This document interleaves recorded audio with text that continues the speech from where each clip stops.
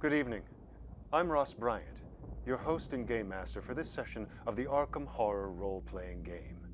Tonight's episode contains depictions of graphic violence, taxidermied birds, self-harm, bathtub-based liquors, book reading, insect choreography, journalistic ethics, alligator men, and the dangerous and corrupting influence of jazz. Viewer discretion is advised. I want you to first hear the low rumble of thunder. Hearing is important. Sound. The rumble and roll of thunder as the air crackles with unseen electric energy, with all kinds of unseen energies moving invisibly through the air. And just see coming down out of the clouds, out of the gloom and the mist in the sky, little town of Arkham, Massachusetts, within which is nestled the age-old institution of higher learning, Miskatonic University. But we're not on campus right now as we move down out of the sky. We're moving towards a building, a 3-story building with lights glowing, breaking through the gloom and the mist as rain begins to patter against the window. And you see a light glow of electric light inside, and also, remember, hearing is important, the auditory glow of sound emanating from a little Art Deco radio cabinet as we push right through the window. And just see that cabinet as music, sweet music, floats, crackling out of its speakers. There's a figure, a young man seated in a chair. This is apparently some sort of rooming house. This looks like a communal room. Heavy carpets, pictures tacked to the wall. Everyone else is probably asleep. It's very late at night, but still a program is going over the wireless. And you can hear the closing notes of Beethoven dying away over the speaker as this young man kind of swirls a drink and sends his own cloud of tobacco smoke out into the air. And just hear over the radio, that was the Eroica Symphony, bringing to mind the heroic potential locked inside every human soul. And now a word from our sponsors, Craven A Cigarettes, the Virginia sweet tobacco that's the ladies' choice. I guarantee it provides absolutely no throat effect. The healthful and toothsome tobacco that ladies crave. Craven A. And then crackling over that speaker as the music seems to change and warble interference. And just move back away from that speaker, back out of the window, the rain streaking the glass as you see that young man stand up with a curious look in his eye and walk towards a mirror hanging on the wall. As he stares at it, you're observing all this through the window. As he looks at himself in the mirror, his hands slightly trembling. And then watch him as he leans back and crashes his face into the mirror, the shards of glass shuddering and falling onto the carpet. And his bleeding face obscures his vision, and you could see his eyes pluck a shard of glass out of the mirror and turn towards that mirror, or turn towards rather that window where you were regarding him, and just see him look at that sliver of mirror as he slowly but surely plunges it directly into his eye socket and then stumbles away. And now you don't see rain streaking on the window pane, but rather a gout of blood pouring out of that wound that he has inflicted as the crackle of radio dies. It's sometime later. It's in Miskatonic University. It's perhaps in the office or laboratory of Dr. Doris. Thunder Snap. Dr. Doris Thundersnap. Yes. That's right. That's what it says in a wooden plate on the door. Great. The nameplate on your office laboratory door says Dr. Doris Thundersnap. What is the interior of your space look like? Things very much like this. Cloches with various animal specimens, and the walls are covered in things she's hunted. Because, of course, Dr. Thundersnap is a hunter, not just of monsters, but of all things. She's returned from a sabbatical in the Amazon. She saw many things there. Monsters, beasts, things perhaps with human skin. Anyway, this is her collection. Wonderful. Yes, a biologist and a hunter who's gone to the far-flung places in nature and seen things that few others have gazed upon and lived to tell the tale. There are more things on Earth than are dreamt of by most people who are less traveled than yourself. Perhaps you're looking over a letter from a student. The student's name is Camila Cardiff. She was an amazing student at an undergraduate survey that you taught. Just a remarkable intellect and capacity for knowledge. Her skills of retention and recall, absolutely amazing. And you encouraged her, I dare say, to take up the road that you have traveled. An intellect such as hers would be an asset to your field. But she, alas, is in this letter telling you once again that she is bound to the arts. She is a musician, and she is insisting on continuing her studies in Miskatonic School of Music. Heavens say it isn't so. I will never find an apprentice at this pace, and she was perfect. Great. She's just what I needed. I'll have her.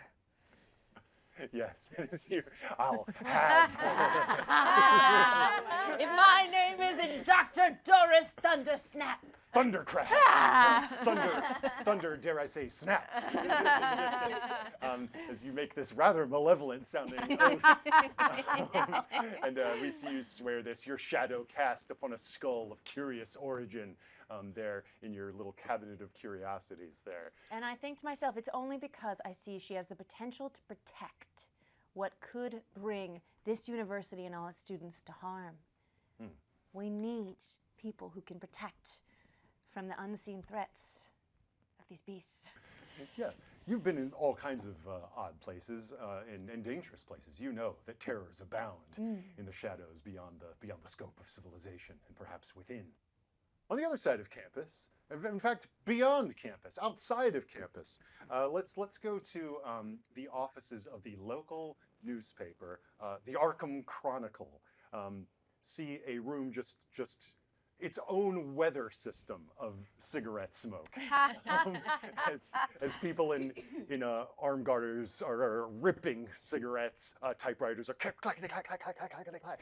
And the evening edition is being prepared. And at a secretarial desk, who do we meet?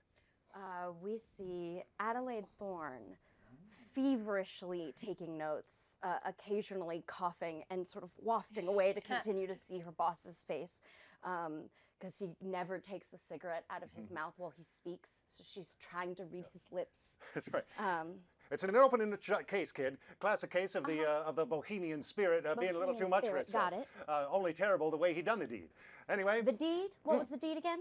Just a suicide. It'll barely make the 4th page of the paper. Well, but the coroner did say that there may be misplay. Did you read the... The coroner has an active imagination, kid. I wouldn't go probing too deep. If we went by every supposition that fella made, then we'd never go to sleep. Now, just get those notes on my desk by sundown so we can get the evening edition out. Sure. And just one more second. Did you get a chance to read the thing I dropped on your desk this morning? I promise, kid. If I have a spare minute, I'll give it a look-see. But not right now. I gotta get up on my getaway sticks and get out of here. I got stuff to print. Oh. He crams his cigarette out in your ashtray and strides across the floor. Ross was born back to his office. No one around here takes you seriously. No. She picks up the ashtray on her desk that is filled with butts that are not from her mouth and just dumps them in her little side bin and just...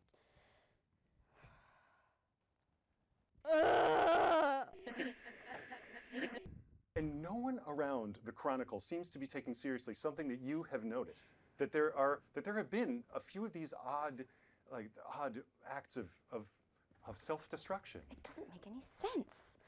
They keep saying that the coroner's got an imagination, but they keep classifying these things as suicides when there's clear evidence of malfeasance. Hey, someone sits on your desk. It's the cartoonist. Hey, Adelaide. Hi, baby. I was wondering if you wanted to go to a barn dance this Sunday. Oh, Oklahoma. hi, Bigsby. Unfortunately, I'm a little busy this weekend. I got extra room on my arm, and it would be a pippin' if you would come with me. That's very sweet, but I've got class. Okay, next weekend, I suppose. Oh, I gotta get the next edition out. I gotta work on my caricature of Herbert Hoover. And he drifts back across the office, like casting mournful looks in your direction. I'm gonna take my break. Yes. Yes. And perhaps, if we look at your desk, we see it's littered with papers, maybe scraps of interviews that you've done on your own. Because even though no one here respects you, sees you as a mere secretary, you do have a keen analytic and deductive mind, and you're doing some journalism on the sly.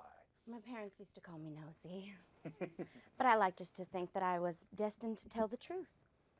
My name was my destiny. That's I right. intend to be a thorn in their side. That's right. And we can see maybe like a scrap of an interview that you've done with some members of the student body of Miskatonics, and some students have also gone missing. And you have an interview with a particularly unique and compelling student named Camila Cardiff.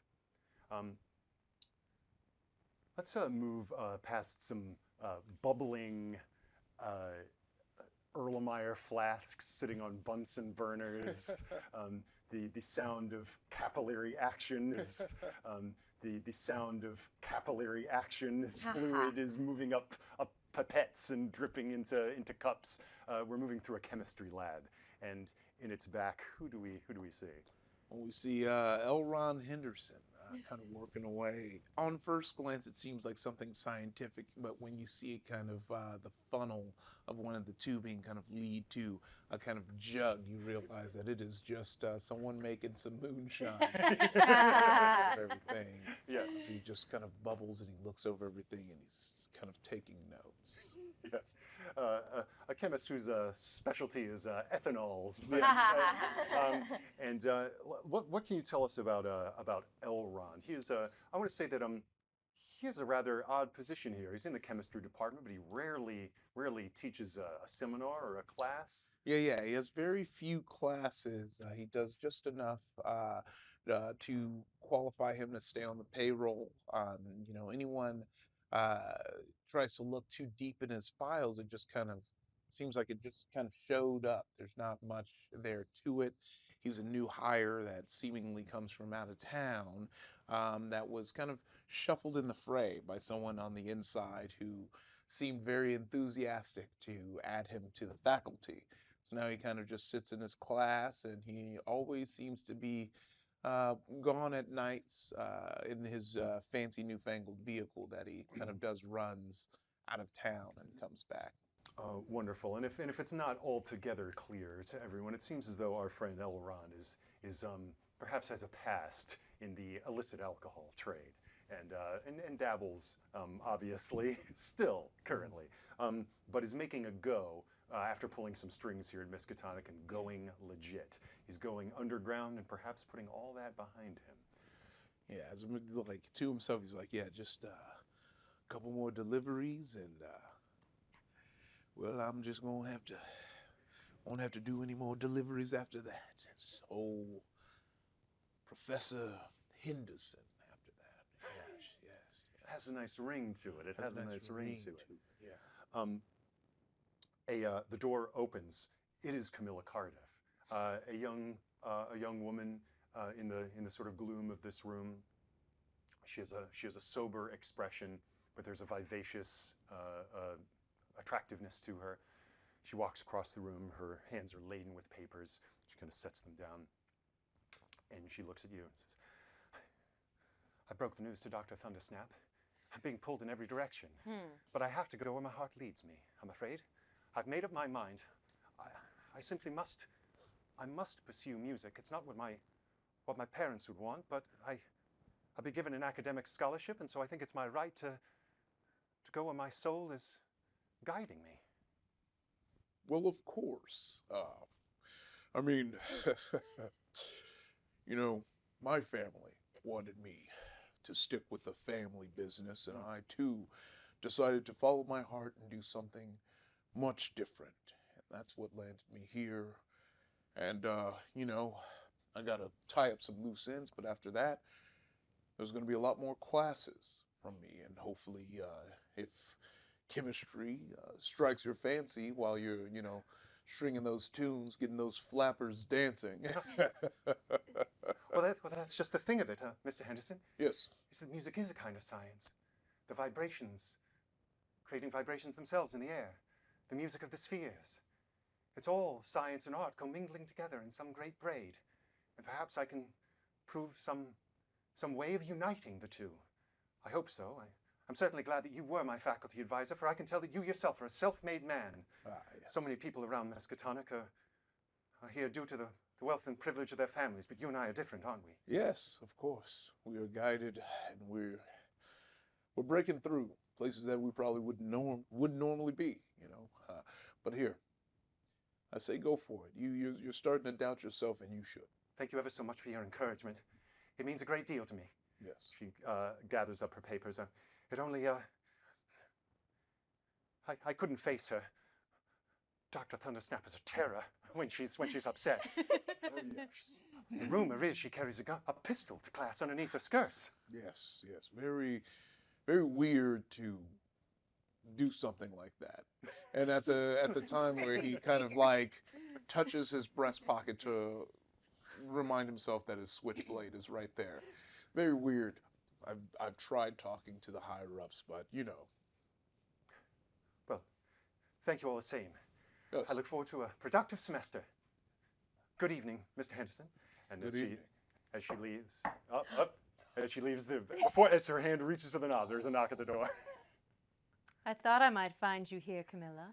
Oh, goodness. Professor, good evening. Hey, how's it going, Miss Dr. Thundersnap? I'm That's sorry right. to put it in a letter, Dr. Thundersnap. Too afraid to face me? Because you know. You must think me a terrible coward. I do, in fact. But that is not your strength. Your cowardice is holding you back, Camila. You can pursue your little music thing, but also, you are the only one in this school with the potential to tap into the deeper layers of zoology. Do you know what I mean? Because I keep showing you these things. Yes, The pictures. Dr. You've shown me your Doris, engravings. what pictures are you showing students? Drawings of the things that I've seen. Oh, okay. She showed us an engraving yesterday of a crocodile with a man's face. That's right. I've seen it. I can't unsee it. Okay. She stuffs some Craven A tobacco into her pipe that she constantly has with her. I understand that you're seeking to find the strange and the unknown within the natural world. And I promise you, Dr. Thundersnap, that that's precisely what I'm doing. There are new realms of harmony, of discord and accord that are on the verge of being found out. There are great strides being made, and there are great strides that have been made in the past. I believe that by studying the past of music, we shall unlock the secrets of its future. Oh, yes. I All right. believe that. Well, I accept that this is where your heart lies, but I wanted to hear it from you face to face and hear you say no to me. And now I no longer think you a coward.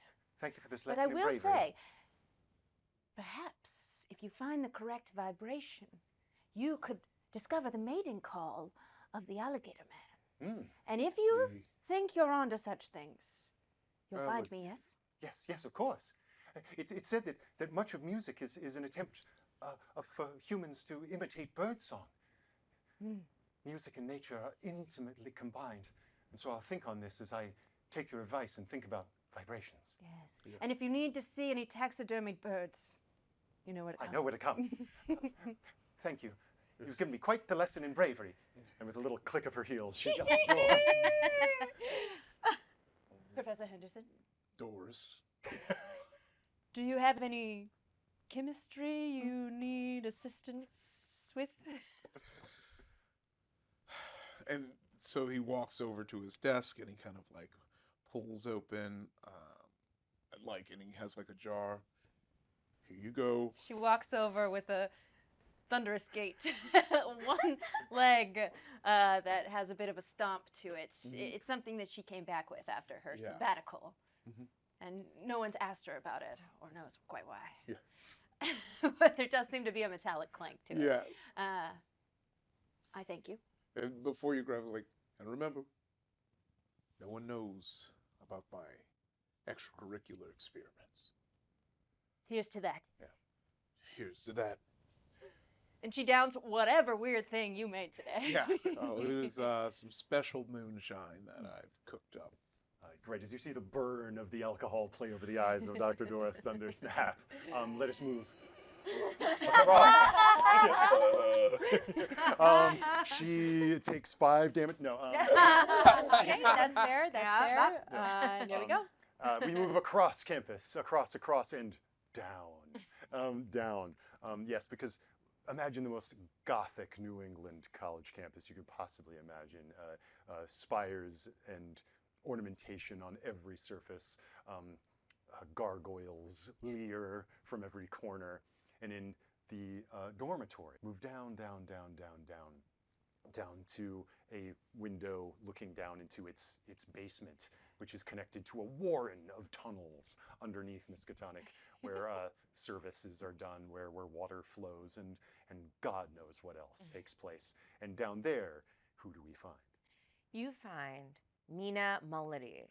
She is the groundskeeper of Miskatonic, and currently she's feeding her bugs. Hey, there's spaghetti for you. But it's grass. It's grass.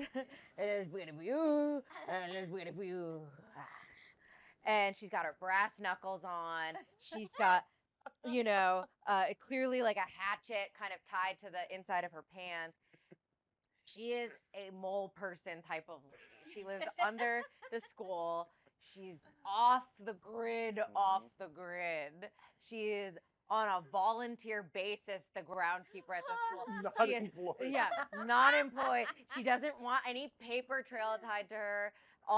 Every exchange she makes is in coins. She's burned her fingerprints off. She's a survivalist to the max. What is her past? No one knows. Yes, Ms. Miskatonic has a strange arrangement with Mina Melody, but she does her job and does her job well. The campus is some piece of trash is in a hallway. Suddenly it's gone. No one saw anyone pick it up.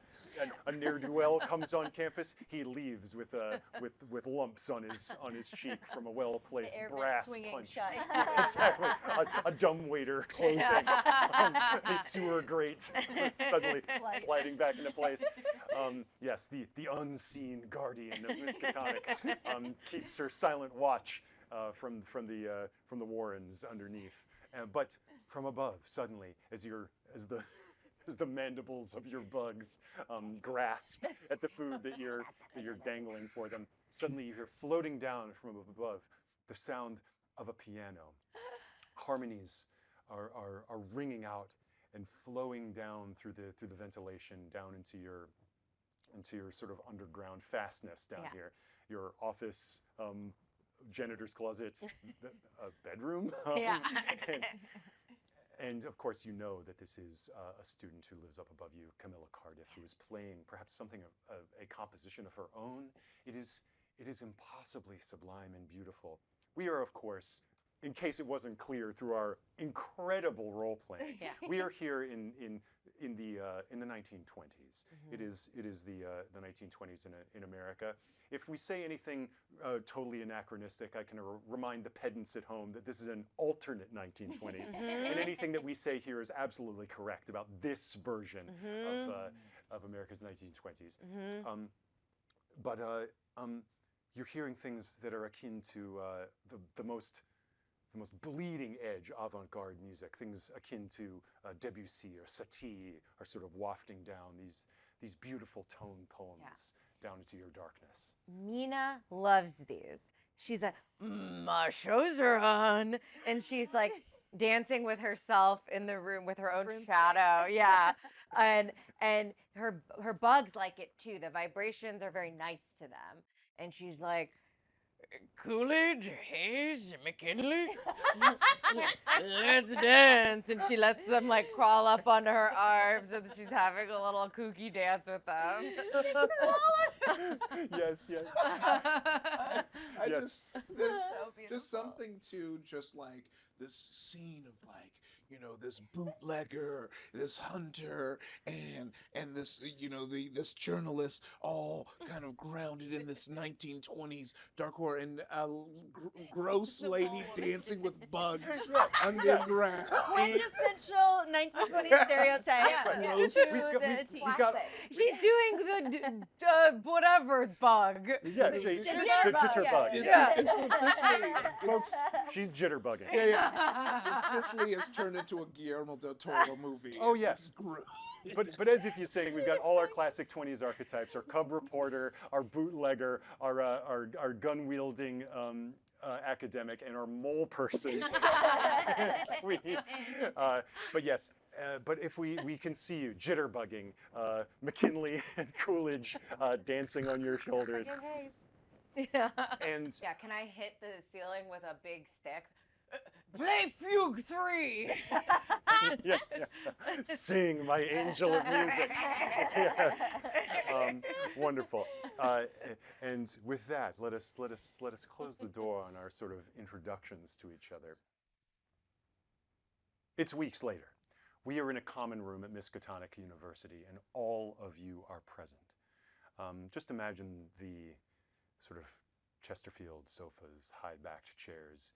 This is a New England university, after all. There are rooms in here that are more akin to like a gentleman's club. Fireplace? Oh, fireplace, crackling. Portraits, old. Decanters, crystal. It's quite Full of juice. full of Yeah, juice. See, juice. full of iced tea. Savvy. And all of you have been brought together. You've received summons, either in letter or personally, to come here. And there is a young woman, student age, sitting in one of the chairs when you arrive. You all probably arrive around the same time, and she ushers you in and gestures to some seats that she's set aside to gather. Yes. Ha.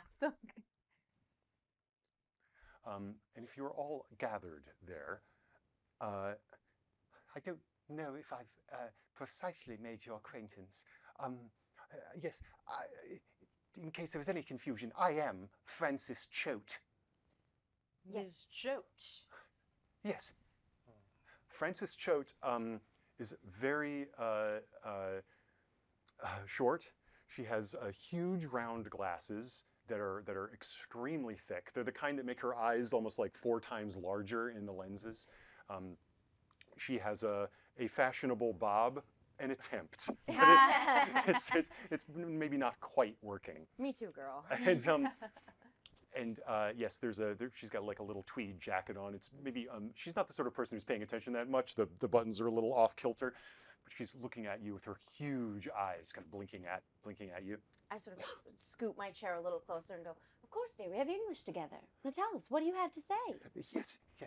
I reached out to you all because I know that you're friends of Miss Cardiff. Yes. Yes, of course. That's one of her advisors. A faculty advisor, but not one of her professors per se. You know, If only. I'm sorry to have touched upon a sore spot. She flushes hugely red. It's fine. I am a great fan of Miss Cardiff. As am I, as are we all. But then perhaps you don't know that she's gone missing.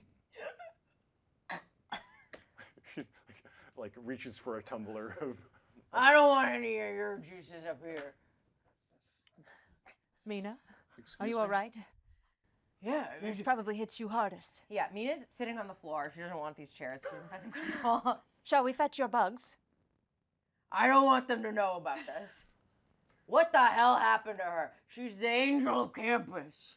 She's the only one of you students, and it's worth a dime. It's good to see you too. Ah. Am I the only student in this room? No, I'm a student as well. I'm a student in the School of Music. Yeah, you're nothing. I've heard you. You're nothing compared to her. Oh, okay. Well, can Harsh criticism, but I suppose it's fair. Yes. Tell us everything you know. Well, it's been 2 weeks since I last saw her, and it's simply not like her to disappear without a trace. And someone as dedicated to her studies as Miss Cardiff is wouldn't simply go away. When was the last time you spoke with her? The last time I spoke with her was over 2 weeks ago. Yes, but more details. In the dorm, in you know, a classroom? Where was it? Well, I saw her in the hall of practice rooms. I saw her there at a piano working out one of her compositions, or perhaps transcribing another composition. I She's thought been she was very simply avoiding me. Oh no, she's been terribly busy, more than ever. I thought she was working on a new piece. Oh, but she is. Yes, she's been moving between the library and the practice rooms at a, dare I say, alarming rate, keeping all sorts of strange hours. Oh. Maybe she found it. The tune for the alligator man. Is that a date? Excuse me? Never mind. Go on. What do you know about her Yes. whereabouts? Tell us the last thing, and then when we're done, we need to investigate what you're writing down. This might be faculty business. On all notes you're taking on teachers, students, and everything like that. Yeah, give me your notes. You Don't can show anything to investigate the my. dean. Yes. Don't show anything to Just the promise dean. you won't show anything to the dean. No, Why not show anything to the dean? show us all your notes. Give us your Give notebook. them to me. What is happening? I'm a student. Yes, and Right. you are in this. I'm in this room taking Right. notes. Sure, Yeah. you're right. Yes, and right. you are in this. I'm in this room taking Right. notes. Sure, Yes. you're right. Show Yes. whatever you want. Did to the you take dean. any notes? Who gave you authorization? Steel trap. I don't. Any notes? Who gave you authorization? Steel trap. I don't write a single thing down. It's all here. Put the paper on the table. Let's look at it. Yes, yes. Fine. She rips out the top paper and puts it down. Oh, just the top paper. Wait, have you written anything about us? Not on this particular page. Okay. This is all notes that What'd you just say? like when she sets the paper down, you see perfectly dictated notes of everything that How did you write all those words so quickly? Yeah, you're very observant, I noticed. she doesn't speak with something in her mouth, so quite easy to follow. Frightfully impressive. It is good that you take notes. Yes, it was 2 Thursdays ago when I saw her last. And of course, you all, as you say, have minds like steel traps with preternatural powers of recall. I'm sure you remember my name. Francis Choate. Yes, perfect. Good. Excellent. Well done. Now, Good marks. You saw her 2 Thursdays ago. What was she doing? But as I said, working terribly hard. She's been running pilot posts between the library and the practice rooms. I dare say she was transcribing something. She'd been at work on early music, old music. There's been a recent acquisition of old documents, papers, artifacts in the Miskatonic Library, and I think that's what she's been looking over. But, of course, she's gone. Did you say I- a recent acquisition? Yes, it's only recently come into the collection within the past month, I think. Well, I think that's certainly one place to start. Yes. Was she acting different from her usual self? Only that she was quite stressed, I dare say, verging on hysterical at times, but hysterical focus, if I may put it like that. Not raving, but greatly focused on the task at hand. More than I dare say I ever could. She removes her glasses, her eyes seem to shrink 5 sizes. She rubs them on her jacket. Perhaps mesmerized, one might say? Well, I scarcely know about that. It is terribly difficult to keep buoyed in one's studies, especially at a school as demanding as Miskatonic. But that's not all. I think a friend of hers has disappeared as well. Who? Her friend Clifford Baxter. Clifford Baxter. Clifford Baxter's not a student, you understand. He's a townie. Do I know that name? Yes. Let's say you do. Yes. As a matter of fact, why don't we do our first roll? Yes. This is a narrative scene. This is make a knowledge roll to see what you know about Clifford Baxter. You're a Fantastic. cub reporter of sorts, even though you they keep you a secretary. But by God, you might be the best reporter in the place. So what do you know about local youth, Clifford Baxter? And if you get I'll say if you get one success, I'll tell you a chunk of stuff. If you get 2 successes, maybe you get a lot of stuff. So the way this works, of course, is you've got a sort of a target number associated with each skill. And you're rolling a number of dice and you're counting up successes. Numbers that meet or exceed the target number count as successes. So go ahead and roll and see how many you get. Love it. I'm ambitious. Yes. What's your knowledge? My knowledge is a 4, and I'm using 3 dice for this scene. All right. I love that. Because I have been specifically studying the obituaries. So. No! Okay. Would this be a complex action? It would be, and that's a big old failure. I Wait, did. all of I them did. fail? All of them failed. Yeah. So I have a knack called smart. Great. So once per scene during a complex action that is using my knowledge or wits, I can re-roll a die. This seems like exactly. Come on, brain. You just read it this morning. Nope. Oh. No, or did I? These dice No. maybe I didn't. Okay. Babies, come on. I want to be a You writer. gotta throw those all out. Great. I'll tell you this. You grope into your memory, and you study the obituaries. Yes. The name is familiar. In fact, you remember it distinctly in seeing the death of someone, and you just kind of remembered is survived by his wife, Millie Baxter, and his son, Clifford Baxter. I make a lot of thinking faces and then say none of that out loud and go to my notes furiously. Other Girl, your people can faces. try this, You by the make way. it faces. Oh, all of us can try? I mean, if you have another mode of learning about who this person might be. I or- know I have decent lore and intuition. Don't know if I can intuit knowing who somebody is. Well, I'd say, I'd probably, gallivant around town checking out the bar scene for Yeah. That's an interesting take. Yes. Yeah. and kind of see if anyone, once again, trying to make connections for my old life. Yeah. And so I might have either heard or seen about them at a speakeasy, a local. Throw them bones. We're gonna go. Oh, that is 1 success. Right, you got a success. Yeah. So I like that this is interesting. Because yes, in perusing the papers, this is precisely the kind of knowledge that you would get. This is a name that floats back into your memory. Yes, a person has died. He's survived by his wife and a young son, Clifford Baxter, this person that has also disappeared, according to Francis Choate. You, in your knowledge of the speakeasy scene, this name swims back into your memory as well. This kid is also a musician, and you know that he's a musician who sometimes moonlights at a local speakeasy called the TikTok Club. You've been there. You've been there. You've seen him. He's a young musical prodigy, and unlike Camila, who is well-schooled, like deep-dyed in the theory and the history of the thing, Clifford Baxter was more of a diamond in the rough, totally self-taught. And he is exploring new frontiers in music too, but a new frontier of jazz. The devil's music. So yeah, I do a thinking face and then look at you and don't say anything. They You both, don't tell us. And then we look at each other and then back down. they both disappeared. Both of them gone. Wow. And we Very didn't do it. interesting. Your face has changed dramatically. What's That's just interesting. yeah, very well, information. very well. Why is it interesting? Are they related or are they separate incidents? Lovers, We'll perhaps? have to talk about this That's later what I was wondering. amongst faculty. I'm faculty. Who cuts the grass? Yeah, no, Who fixes the trees? no, I'm Who keeps explaining. all the bugs happy? I'm talking. Yes, no, I'm saying I will tell Is you the answer later no? when we're not with a student. That was Yes. that was code. Good. For I my first two understand your love semesters of here, wildlife. for my first 2 semesters here, you were a legend. Most people think you're a ghost or a troll. Ah, good. Hard to say she I isn't. know. Well, I It's think our working.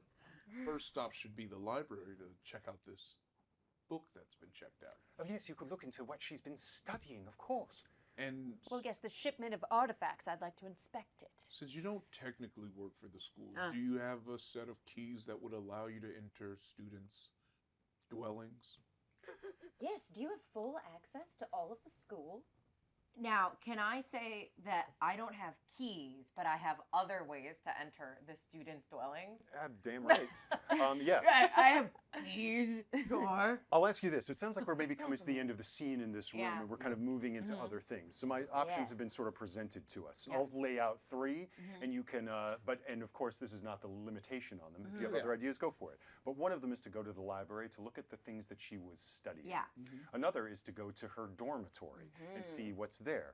Another is to check out this speakeasy, which is the haunt of this boy who's disappeared. And of course, there's also a fourth one that's just coming to mind. You've got this mother, and so his house is in town. You could, here are 4 options you could explore. 4 options But and there's 4 people. plenty more. Yeah. I'd also, Dr. Thundersnap stalks the streets some nights with her leg thumping down the street, searching for perhaps monsters that lurk in the night, and maybe she sees young people walking hand in hand from time to time. So maybe I could reach into my knowledge and see if know if they're together. I don't even think you need to roll for that. You've absolutely seen them together, strolling hand in hand and heart to heart.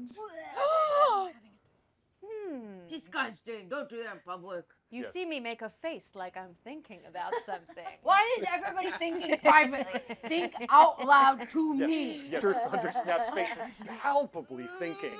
As, she, as in your mind's eye, you see, like months ago, perhaps as you're stumping across campus, silhouetted in an electric light by a babbling fountain, the young Camila Cardiff and the young Clifford Baxter exchanging a chaste kiss in the night.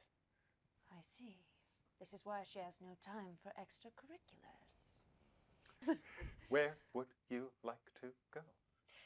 I would love to break into I was Camilla's. gonna say I want to go to the dorm. Yeah, I think that's gonna. But We do wanna wanna stay do as a a little- group or yeah, I was split gonna upsies? say. I feel like the library is another good second stop. I think the doctor is interested in things from far off places. So if we were to split up, that would be my instinct to check it out. Great.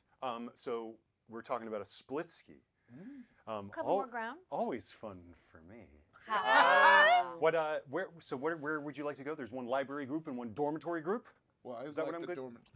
Dormitory? Okay, then. If it's everybody else, I'll come with the group. No, then I was gonna say, then let me happily go to You the and I go library. together. Yeah. Yeah. Okay. Wonderful. Well, may I? Before Honestly, we I think go- the mole lady doesn't like me very much, so I'm gonna go with the professor. That's, No, that's you. That's a. She likes you a lot, I think.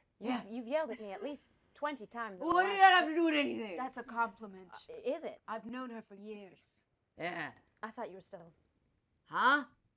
You thought No. I was stoned? No, I was gonna say still upset about the snooping. Some people have thought she's stoned before because she stands like a statue in the park square. Listen, as long as you don't try to get me on any sort of paper trail, we're okay. Oh, a paper trail? No, of course not.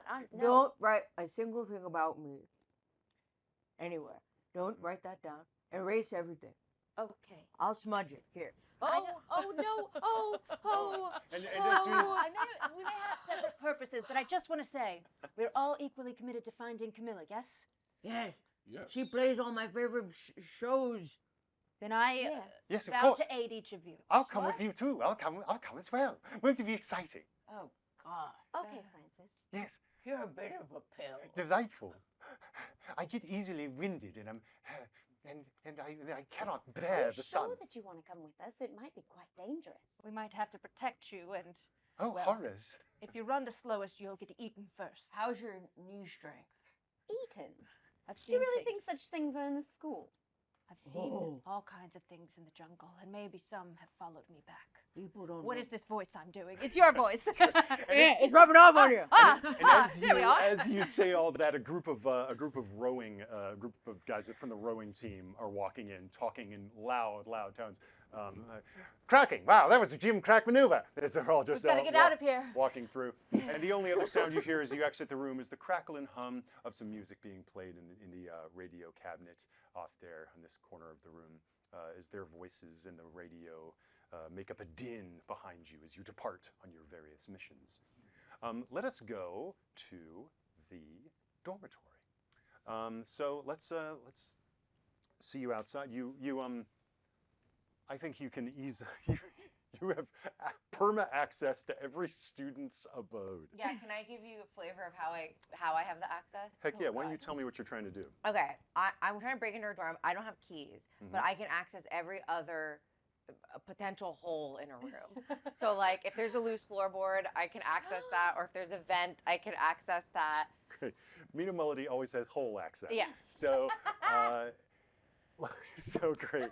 So you're about to shimmy through a floorboard. Yeah. Yeah, I have like a little stick in my pocket that I keep for finding my loosies up here. I'm gonna say that you definitely can do that. Yeah. What I want from you, though, Tell me. is what I would like from you is an athletics roll to see how well that shimmying goes off, and that will tell me how long and loud you are getting in, and how much attention you do or do not attract. Okay. I guess I'm waiting outside the front door as Yeah. you've claimed to have the way. I know every way in and out of every single hole in this school. Of course. Don't even doubt me for 1 second. I got this. course. I got this. I'll say if you get 1 success, you get in quickly. If you get 2 successes, you get in quickly and quietly. Now that's interesting. Okay, so I have a pretty bad athletics, so. Okay, so I have to, so that's both fails.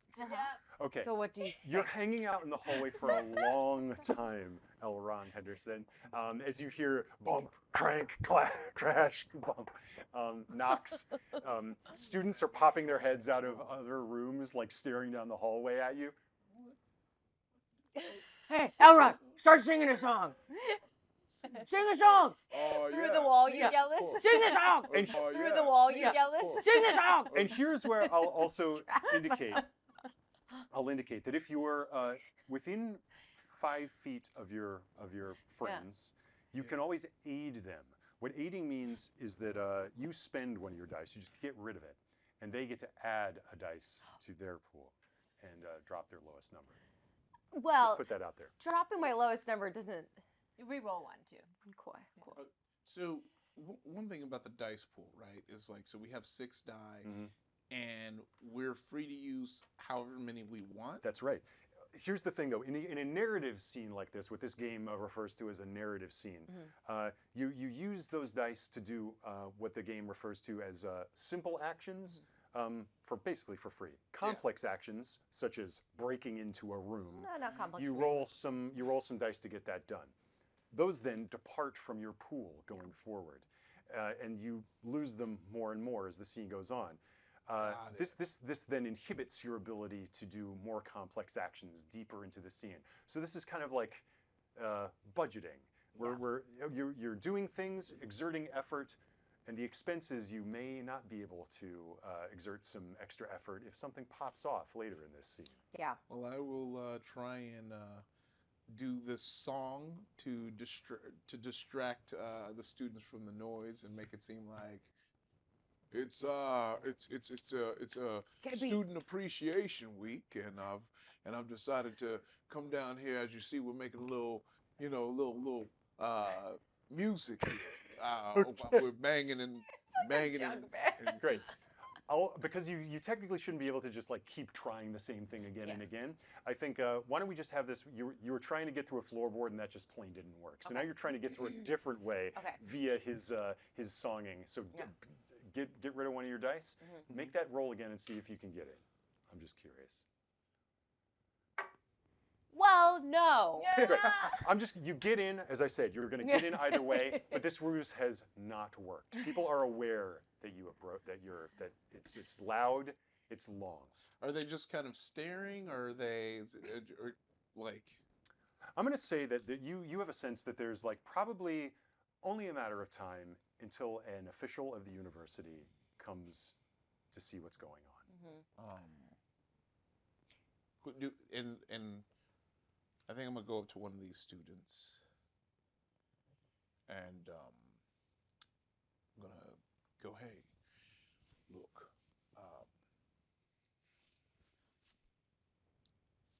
rumors around the faculty are that this student has gotten into going to speakeasy, might have some some illegal liquor on campus, and I'm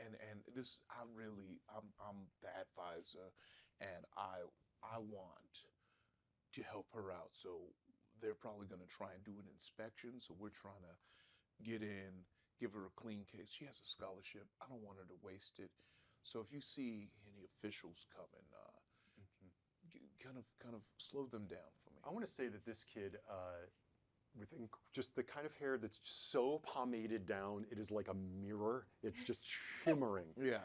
And it's like, illegal liquor here in our dormitory? Why? What would my father say?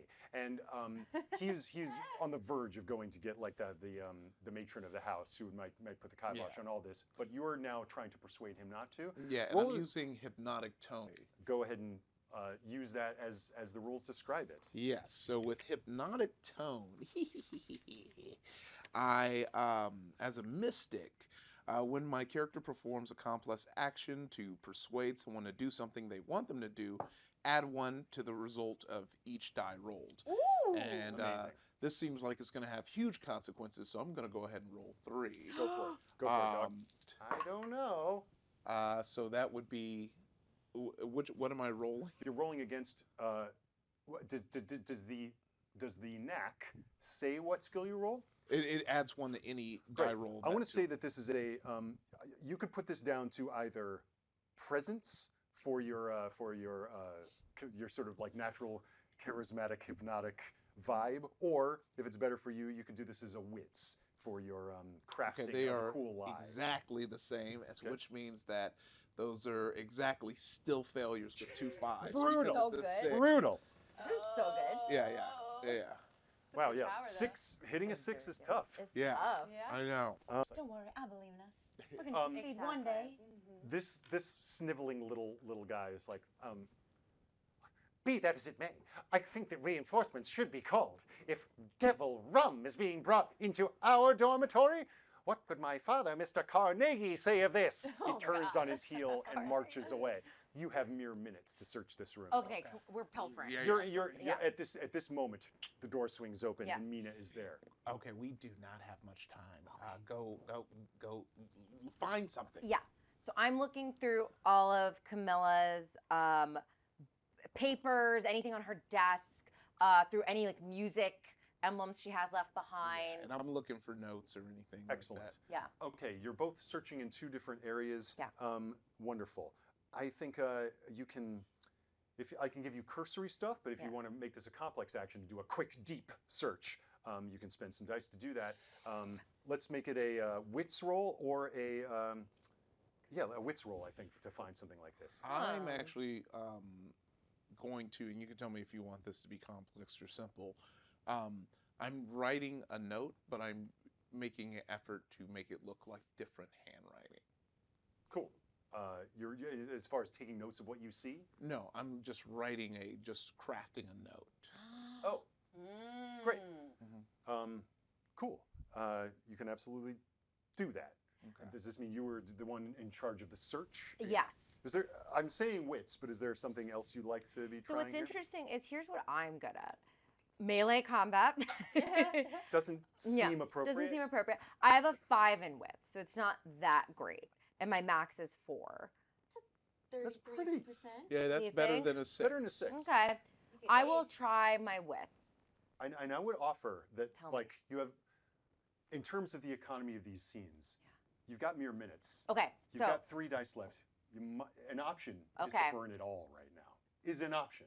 Or you could try to just roll 1 and save some for later. But I would say things are maybe drawing to a close. Yeah. Could aid. to And I give love everyone that. You could also aid. advantage. Yeah, I'll aid. I'll burn 1 to give you 1. Okay. Great. Right. So that means I get 4. So you can pluck out another dice Okay. and roll a 4th dice. Tell me how many Is successes this you get. psychotic to do? No. No, go for I it. love it. We need it. You got a 6. I got 1 6. And any other, so 1 success? Yeah. That's a success on a complex action. I love it. Terrific. Bye. As you are kind of aiding, your keen, beady, mole-like eyes pierce the darkness and look around at the room. You can see little pictures of famous musicians. You see musical notation all over the place. There's a music stand, there's a keyboard that you've heard her play many times. A sort of upright piano is in this room, a gift perhaps from the university. And you can see all kinds of papers. It's a lot of rubbings. Like you ever take just a piece of paper and a charcoal and rub on a piece of stone? It looks as though there have been rubbings taken from little like pieces of, you want to say pottery, metal, stone, and the language is not, it's not English. As fast as you're moving, you might not be able to recognize what it is just yet, but there's, there looks like there have been some rubbings taken of very aged stuff. And I'll also say that you find a business card, and you pick it up, and on it it says Argentum Clavis. And I probably don't know what that means. Who knows? You just may. You're out of dice, though. Is there anything that you would like to do, Elron, as you hear footsteps coming down the hallway? I'm waiting by the door to receive them. Okay. The footsteps arrive, and the house matron comes up and is like, "What's this I hear about booze?" Well, well, as you can see, a student left this note in my mailbox, and this is supposed to be like a cursory search. As you know, the advisor for the student, I reached out to Nina to let me do a quick search while she was out. Most peculiar. I didn't think that this was the chemistry department's bailiwick at all. Oh, well, as her advisor, I wanted to make sure that she was on the up and up. She's a scholarship student. I think this is just the tale of a jealous student trying to throw mire at this student. And so I came to check myself, and if I found something, I was going to report it. But if I didn't, I was just going to let it be. I didn't want rumors spreading about Camila. Why don't you roll something to see if you've diverted this attention? All right, I'm going to roll the last two. Great, go for it. I guess. Yes. Yeah, last two. Yeah. And what are you rolling here? I was going to try and roll, I guess it was going to be, like, am I persuading them? I think it's good to name the skill that you're rolling as you do it. I think if you're trying to persuade, that feels to me like, again, it's either presence or wits. Yeah, because I imagine I'm trying to, like, convince, which might go, because if I'm persuading, then I'm going to use hypnotic tone again, which then I succeeded in. But if it, yes. Oh, wait, does that apply for the whole scene? Do you have hypnotic tone? Well, I just, It's it's always Nax, so I can just use my Nax. So, yeah, this is another. You've hypnotized them again with your mesmeric presence. And that one's finally succeeded. Right. Excellent. Yeah, she's like, well, I suppose as you're the advisor, that sounds on the up and up to me. Miss Carter is the last person I would have expected of such actions. Exactly. That's exactly what I'm saying. I feel like we're on the same wavelength. Yes. Yes. Pierpont Reynolds, I know. definitely, but not Carter. Yes, I know. Does she have a wedding ring? No. Well, we got to stick together. Are you and she's looking down at your finger as well. Oh, you're a bachelor, Mr. Henderson. Yes. Yes. Well, look, if you ever want to, get some pop somewhere, maybe dinner. Carbonated beverages do agree with me. Yes, I suppose I could. My. Yes, you truly are a master of chemistry. With that, The gulp. I gotta tell you, normally I think that stuff is nasty. That was hot. you can see the little guy Carnegie off in the doorway, just like glowering at you, but to no avail. Yeah. And I will say that because that happened, I'll say kind of narratively that you maybe had time to search out one more thing. Okay. What's something else you'd like to know out of this room? So we got the card. Yeah. And there was nothing that was written in her notes that she might have written about this.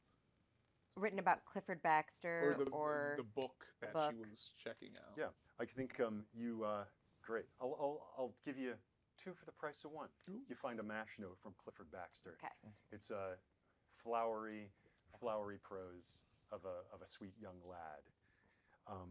You find something from the library as well. Just associated with the papers, a couple things pop out to you. the Gindel collection, and the Spinel Rod of Amar Sin. Oh yeah, we're really in Arkham now. He's like, Amar Sin? I mean, come on. Oh my All god. right. The Gindel collection. Okay. The Gindel collection and the Spinel Rod of Amar Sin. The library is just about to close. The stacks are high. The air is musty. It's the smell of book. It's the smell of paper. Some of it is weathered. You can tell that some of these books have survived fires. There's this aroma of smoke as you walk through some of the stacks. It's not just books. There are cases of artifacts. There are like little cabinets of curiosities here and there. There are old manuscripts. If you ask the librarian, you know that there are cases of papyri. There are all kinds of materials in here. What do you do? You know, Adelaide, not everything can be learned from a book. Oh, yes. I'm surprised to hear that from you, honestly, Professor. Oh, yes. I very much enjoy my work in the field. Yes. Yes, I'm sure I will one day too. I'm When glad I'm to grown. hear that. Adelaide, may I call you Adelaide? Yes, of course, that is my name. Great. You may call me Dr. Thundersnap. Yes, of course, Miss Dr. Thundersnap. Yes.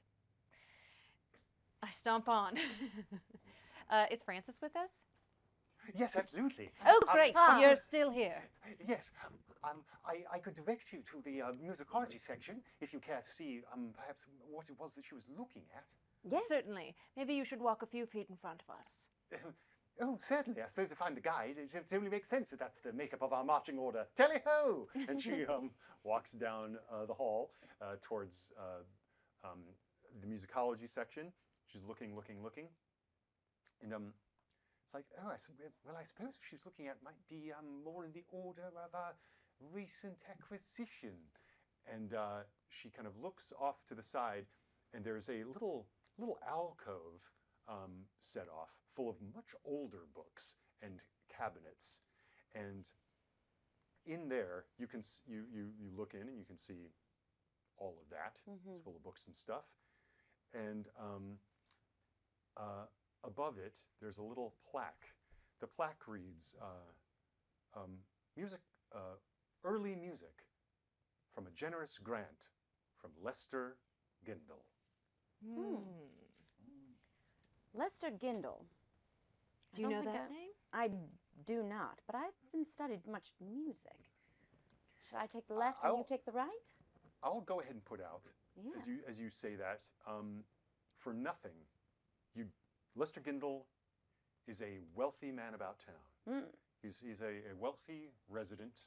He's just a rich old cat, isn't he? Dare I say philanthropist if he's donating things or donating Have I funds to the ever met him? Because I presume a grant is what sent me on my sabbatical journey. Yes, you know that Gindel does offer money to expeditions to supply the university. He has funded expeditions, a lot of expeditions to Iraq and Egypt. He seems to be keenly interested in old writing and sort of the history of civilization, the history of Assyria, Babylon, and Mesopotamia, that sort of thing. He's done great work for other scholars, I know. But he's not a zoological philanthropist. Yes, unfortunately, not in my line of work and research and study. Have you ever considered zoology? Zoology? No. I Okay, well, was never a fast runner. More of a fast hands and fast mouth kind of gal. Sure. Yes, you don't always have to run after the animals. I Someone was- does have to take notes. Sure. I just sort of meant running from them. Ah, yes. A favorite pastime. Well, Really? I could check the cabinets if you prefer the literature. Sure, yes. Yes, I dare say this may have been one of the more recent acquisitions. And there's like straight up a box, like a sort of one of those cases with latches here, sitting on a shelf. She attempts to pick it up. And Check for traps! yeah, barbs shoot out of the box, piercing her for 10 points of necrotic damage. In my Yeah. mind's eye, briefly, it does. Yes, yes. You flash back to one of your adventures in the rainforest, and but no. Yes. Doctor? Oh, be calm. No one yell in the library. Are you all right? No, yes, Are you having perfectly some sort of fine. episode? Hold on, I've got my I pull out a vial of some sort of medicine and I shoot it. Okay, so she's shooting. I want to try to see what the For my medicine nose. says. It's just ethanol. It's just Oh, like okay, it's just rubbing alcohol. It's just alcohol. Okay. You've got The doctor prescribed it. you've got this box of stuff. Yeah. I'll open it. I'm curious as heck. Gas, gas. No. I stand kind of behind a cabinet a little bit and watch. Yeah, great. You pop it open, and it is a book of documents and knickknacks and things.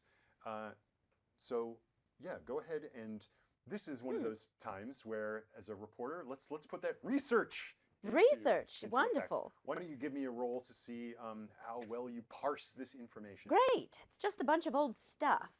Let's say, I'm assuming this would be a knowledge roll. Yeah, let's Okay. roll knowledge, and yeah, you I'll can, roll and I'll 3. say you can always roll all your dice. I would Sure, like to I'm roll rolling for 3. knowledge as well, but I'll see how you do first. The same thing as last time. All Is it good? It's all ones and twos. All 1s and 2s. No. I get to use should it take once this per set. scene, so That let me set's- try Go for it. rolling 1 again. Go for it. 6! Yes, Yeah. great. Get rolled a regular. I'm so smart. You so smart. Are you so smart? The keen eyes of Adelaide Thorne, well versed in research, in thumbing through documents, in collating data. Look at what you've got here. Oh. What is Yes. it? This is a batch of stuff that is associated with a recent dig in the region of Iraq, and it's a bunch of stuff associated with ancient Assyria. You're looking, and this based on the paperwork attached to it. This is a dig that was funded by the Gindel Foundation. He has fit the bill for this via Miskatonic. And this is all stuff having to do with Assyrian kings, and in particular, Assyrian systems of worship. And as you're kind of thumbing through it, there's definitely connections to, you're seeing names popping up like Ashurbanipal and Amar Sin. And there's not just papers in here. There's a little leather bag at the bottom of this case also. The legend, and there's a little piece of paper with handwritten ink on it wrapped around the mouth of this tightly closed bag. It could be laced in poison. Be careful. I wasn't going to lick it. I was All right. going to read it. Well, I never know. It says Investigative types. It says fragment of the spinel rod of Amar Sin. It's a fragment of a rod. Here. Oh, she throws it at you. She Francis catches Cho it nearly so quickly. faints in that this cavalier attitude towards antiquities. It's snatched out of the air. Yeah. Just seconds before it hits her in the face. I mean milliseconds. Can I roll to see if I'm familiar with the rod of Amar Sin? Absolutely. I wish you would. All right. We'll be rolling knowledge. Roll that Never heard knowledge. of such a thing. 5 and a 6. That's 2 successes. Amazing. Okay, great. First roll for me. That's amazing. Well done. You're an academic. This is a difficult role. 2 successes. Ooh, you're an academic. So I think maybe too you perhaps have gone in for some cryptozoology of the ancients. Maybe you've delved into ancient mythology, like the children of Nyx in Greek mythology and Xenophon and stuff. You've learned Things about- we think no longer Yes. exist may still exist in this world. What are Typhon, the hundred-handed ones, the Chimera, the Cyclops, and in other mythoses as well? And maybe you delved a little bit into Assyrian mythology and history.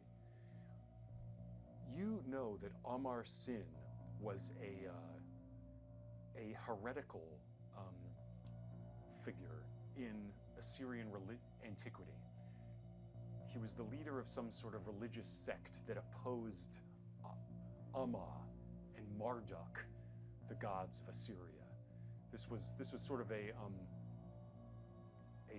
rebellious, cultic organization that formed around this personage of Amar Sin, who is spoken of only in hushed tones in ancient Assyrian documents.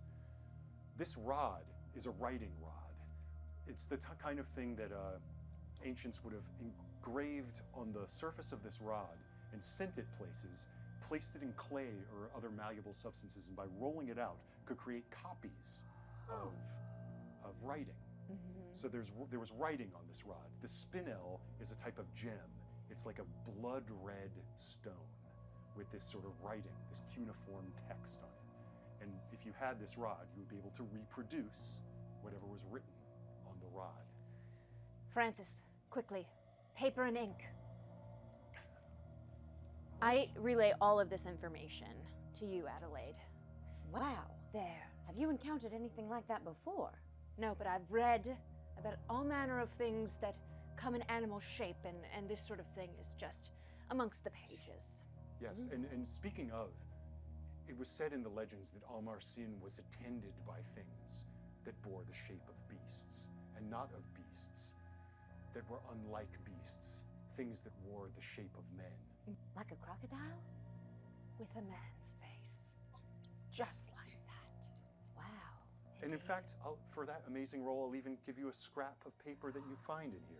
Ooh. A translation from one of the documents that is near the spinel. Uh-huh. And this is a scrap, it's a fragment, a translation of the cuneiform. The white tent dweller came out of the hills, bringing bright songs from the dark stars. Marduk and Ashur wept blood before him. Oh no. Ooh. I know this is doom and gloom, but this is kind of fun. This, Adelaide, is the greatest type of fun. The type with danger. Do you need some medicine? Oh, no, thank you. I'm okay. All right, I've got it if you need it. Thank you, but I don't think you're supposed to offer that to students. But I don't understand. This sort of thing was what she was looking at. Frightfully curious. Francis, where's the ink? Right here. She had ink pot on her at all times. I want ready. to, I'm going to use the little bag that it's in as a kind of glove, like a doggy bag, as I don't To want to pinch touch the rod. or the fragment of it with my bare hand. Great. Oh, of course I would have gloves. What am I doing? I pull out Absolutely my have gloves. gloves. And, Do you have gloves in your inventory? I kid, of course. No, oh, no, but no, they no, were no. 50 cents. Yeah. I'm going to roll, dip it, pour a little ink on it and roll it on something. Very cool. Yeah. I love this. I would love to assist you by sort of, we have like a table in the back where people can study, where we're sort of back, and I just sort of sweep a handful of the books off the table to like give us a prep space, and rip out one of the pages in my book, and lean it down, and you see that all as you've been putting on gloves, you notice that Adelaide is also now wearing gloves because I do have a kit. Wonderful. She is also wearing gloves and is already presented a paper ready to be like to hold it down for you to print the rod. Excellent. You assist. Why don't you make another knowledge roll with that extra die for the assistance? Ooh, okay, I'll do 2.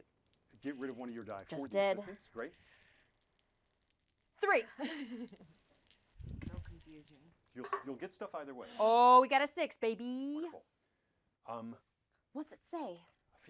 Okay, in the dim light of this corner of the library, this blood red stone comes out of the bag with writing carved on it. It is translucent and it seems to glow in the light until you dip it in that ink and then slowly kind of roll it out over the paper, and it prints out. It prints out what looks like cuneiform, and you know it. You know suddenly what you're looking at, and Frances knows it at the same time as she's looking at it. It's musical notation. Oh, good. I knew where you were going with that. Oh, Will you roll wits for me, please? yes. Last two, baby. Nothing? Well, have I used it you already? have a I knack? did. Yeah. I did. Did You I can use already? your Did I knack. already re-roll my knack?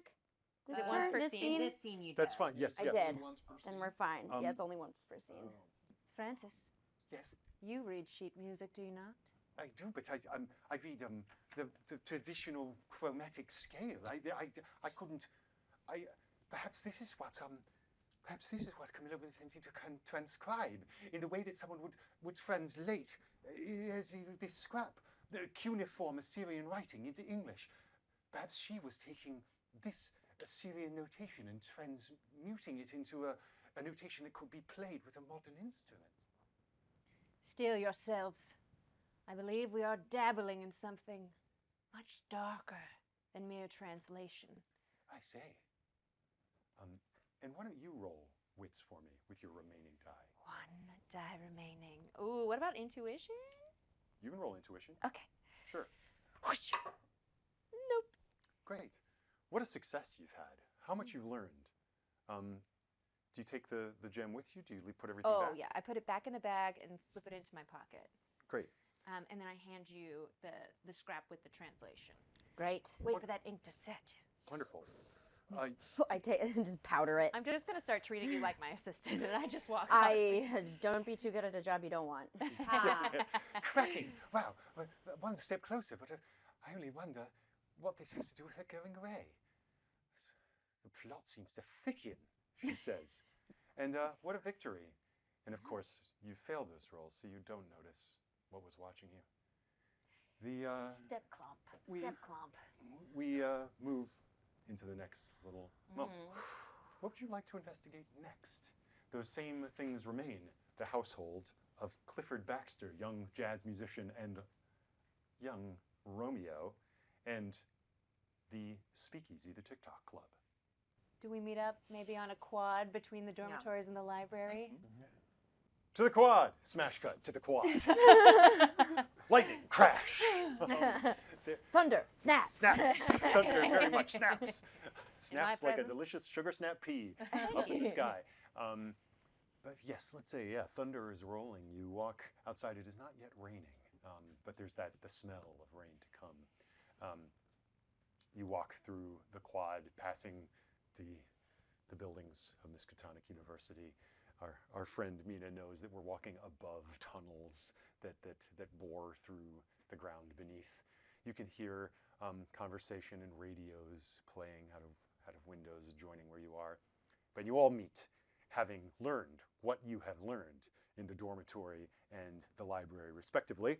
Let's put our heads together. Mina is partially closing her ears from the radio. This radio has been omnipresent in this story. I don't like signals entering my brain that I don't authorize. Where did you find this tinfoil? I made it myself. It's I've really been quite fashionable. Collecting penny candies from the trash, and I tie them together in a glorious quilt, and I put it on my head. It'll take me a year, but I can make you some. All right. I'll take one. And I share I'm the good. information we found. All as right, well. suit yourself.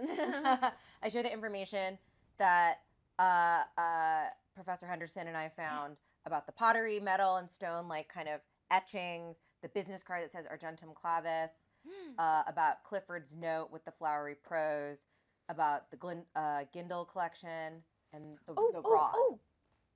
And yes, just that's the thing from the library. On the second 2 counts, we have just the thing, and I dropped the velvet bag in my hand. We found relics. A piece of the rod itself. Yeah. One of the things that I kind of noticed talking about is you read that scrap of paper that said what did it say again? Oh, well, it was about Emerson, the heretic, the leader of the religious sect that opposed the traditional gods of Amma and Marduk. And this rod, well, it spoke of a white tent dweller bringing songs from the stars. And then you chose to ink that and roll out whatever text was on that rod? Yes, we've got to find someone who can play this music. I want to know what it sounds like. What I'm if saying it's is a we jive? should not play What this if it's a music. banger? We should be hiding away that music. That music obviously connects to this You just Amherst. bury evidence? Professor, sometimes to find the answer, you must dig deeper into the jungle. Yes, we have 2 students missing. Yes, we must learn I don't want to be one of them. Okay. Besides, surely you can't be as credulous as to believe that music could literally possess magical properties. You're crazy. Look, You're crazy, Francis. Of course you could. when we're in the What? when we're in her room, and this is something I feel like I might not have needed to roll to see. She plays the piano. Like, what kind of piano did she like have? Was it just like This I think was a relative in terms of pianos, a cheap upright piano. So the kind of thing that would be like in the corner of like a rec hall. Okay. That was kindly moved up here, perhaps by the scholarship committee, by a friend in the musicology department. In this, I might get I wouldn't have seen or something else, but did we notice a music box at all? A music box? Yeah. Huh. Yeah, sure. Yeah. Okay. There was a music box in there. I'm just worried that something like this and these musical notes can be fed into like a musical box or something like that. Play this mysterious tune and make, I don't know, people disappear. And How do you think music boxes work? it's Professor, not do how you think the music box ate Camila? I think that Possible. You can't be serious. Check for teeth. You're older than me. Huh? You think a music box ate the students? no, I'm what I'm. Now, you I need don't to- know who ate the students, but Everybody it could just- be somebody. It wasn't me. Francis. I'm not even hungry. Do you really think that someone could have possibly cannibalized the poor creatures? No. The things I've seen, Francis. Good. The things I've seen. Dr. Thundersnap. I'm so sorry. Professor Henderson, go on to something. Yeah, because I'm feeling, and he kind of catches himself, because I'm feeling like, obviously we're all people who believe in supernatural things like alligators with human faces, feeding bugs. Why is that supernatural? They have to eat. That's just weird. That's a weird It's thing. not weird that you're gonna do it That is themselves, a or I gotta do weird- it for them. It's That's a almost weird mystical the way thing. you've trained them to dance with you. Yeah, they dance with me or they dance against me, so I'd rather they do it with me. And I've experienced things in my lifetime that has led me to believe that there might be things bigger than the world we know, things we can't comprehend. And the way that Camila would come in talking about music and blending it with science and vibrations, connected with the things that she was researching and that you pulled up and you for some reason copied it on a piece of paper. Do not play also just no one play those notes. Let's just get that out the way. I don't see how we really could. It would have to be translated, transcribed, as it were. I suppose you could put the rod itself into the teeth of a music box, but I don't see how that would be in any way dangerous. But I just explained how it could be dangerous. I have reason to believe that this Why do you music, have reason to believe, Well- Professor? they start looking this up, start taking notes. These are some music prodigies. I'm sure they found a way to decipher what the actual music notes were. So is it? Mr. Henderson, I've come to your aid because I know you to be a noble and a thoughtful person, but I certainly believe in my heart of hearts that what has happened to Camila is of terrestrial origin, and we do not need to go groping about in the supernatural to find a reason for her disappearance. I suspect perhaps that foul play may be involved, although I hesitate to even say it. I hope that perhaps she has simply gone away or suffered a terrible accident. Nobody just goes away. And Mina gives a glassy eye, like directly into the sun. It doesn't seem to bother her. I was raised by my grandparents. And they done disappeared one day. And I thought, oh, maybe they just made foul play. Whatever crap you were saying, Francis. But I believe it to have been of supernatural origin. Your grandparents, you said? Yeah. And when did they disappear? What are you getting at? Are you trying to call me old? What I mean is that, And why does your voice keep slipping? what It's do you mean? just terribly sad. It's sad. Yes. It's- Is that I'm how sorry you you became don't a have ward? family. Is that how you became a ward of the university? Yes, because nobody believed me when I was saying, this is a foul play, this is supernatural. Is that something all students know about Mina? It's just something we assume. Those of us that think that she actually exists and is not a skulking. But you don't know where I live, do you? Well, I'm not sure to you, Francis, whether or not it's supernatural or terrestrial, as you say. You're not going to will grab me give by the us collar hunch again. bottom Whatever of that. has harmed her, and we will find it. Yes.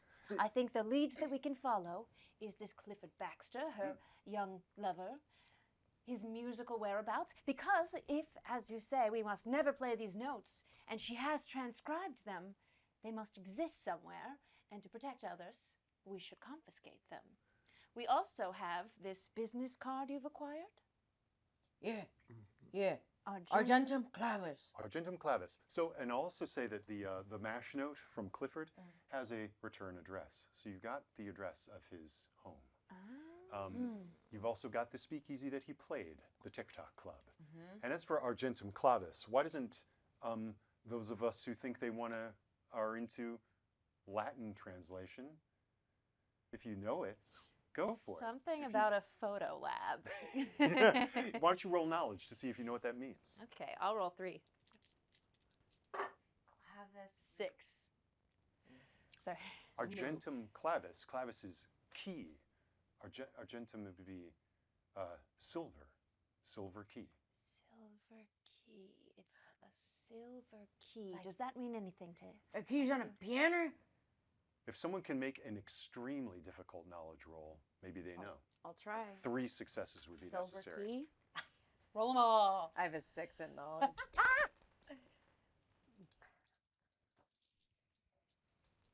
Can I aid you? Sure. I'm taking I would- all of them. Adelaide, use my brain as well. And I lean Oh. into you. Can I expand the pool from 6 to 7?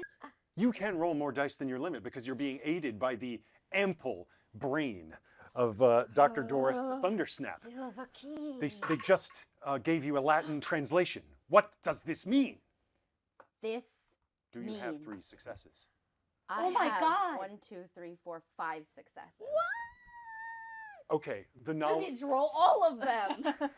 The knowledge of this moment, and this is a feat of recall that totally spends you. You've used all your dice, Yeah. thus basically taking away your ability to do things in this scene as it's playing out.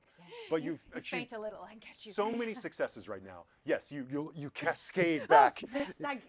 This strong, powerful woman catches me and just, I remember. Silver key. Because one leg I can't bend at all, I just lean Oh. and dip.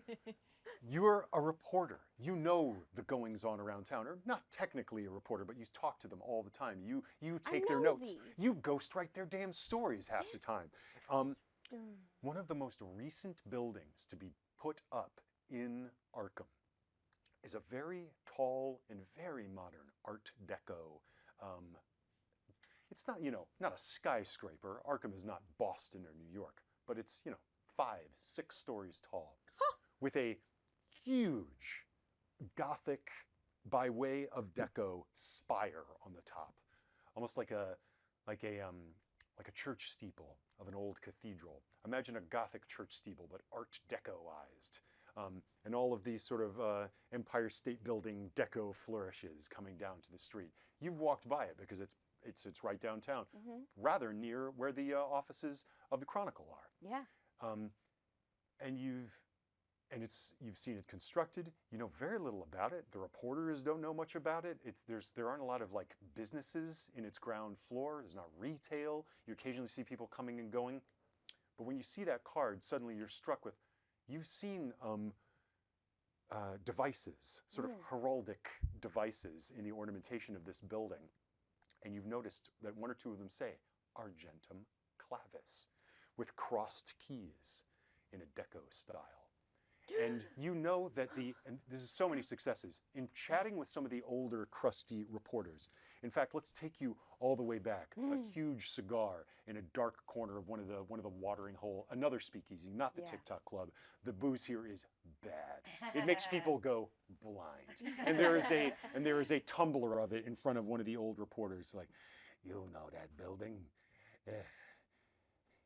That's all some rich swells put it up to make their little Xanadu right here in Arkham. God knows what goes on behind those doors. I seen all sorts pass through. But, you know, there's a lot of endowments come to Arkham, and there's a lot of wealthy people in the mansions in a surrounding area. Even wealthy people that come over here all the way from Boston, Providence, New York. I refill it with scotch. Yes. You know, Throw mine over my shoulder. it's some sort of, it's like a social club for the swell set. You know what I mean? And you've never done anything in there? Oh, the people... You're not lying to me, are you? You just don't want to take me on a date there? Oh, sister, I'm far too old for you. And they wouldn't let me in there. Oh, and the people what do go in there, they don't talk. Believe me, I've tried to pump so-and-sos that I've seen come out of those doors about what goes on behind them, and everybody's mum as a church mouse.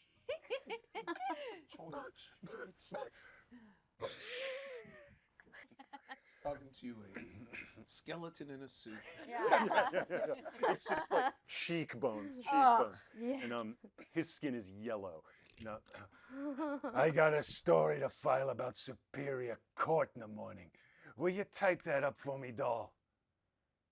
Yes, of course. And don't you get any notions to go sniffing around the Silver Key Club. Of course not. Yeah, those people are powerful in a way you can't possibly imagine. It's so funny. Everybody always says that to me. And that's what you know about the Silver Key. So I was talking to my boss this one time, and he was telling me all about it. He was going on and on and on, just like this crazy day when they were going in, and he was basically saying that there's no way in. It's where all the fat cats go. It's apparently very quiet. Well, we've got to find a way to break in, don't we?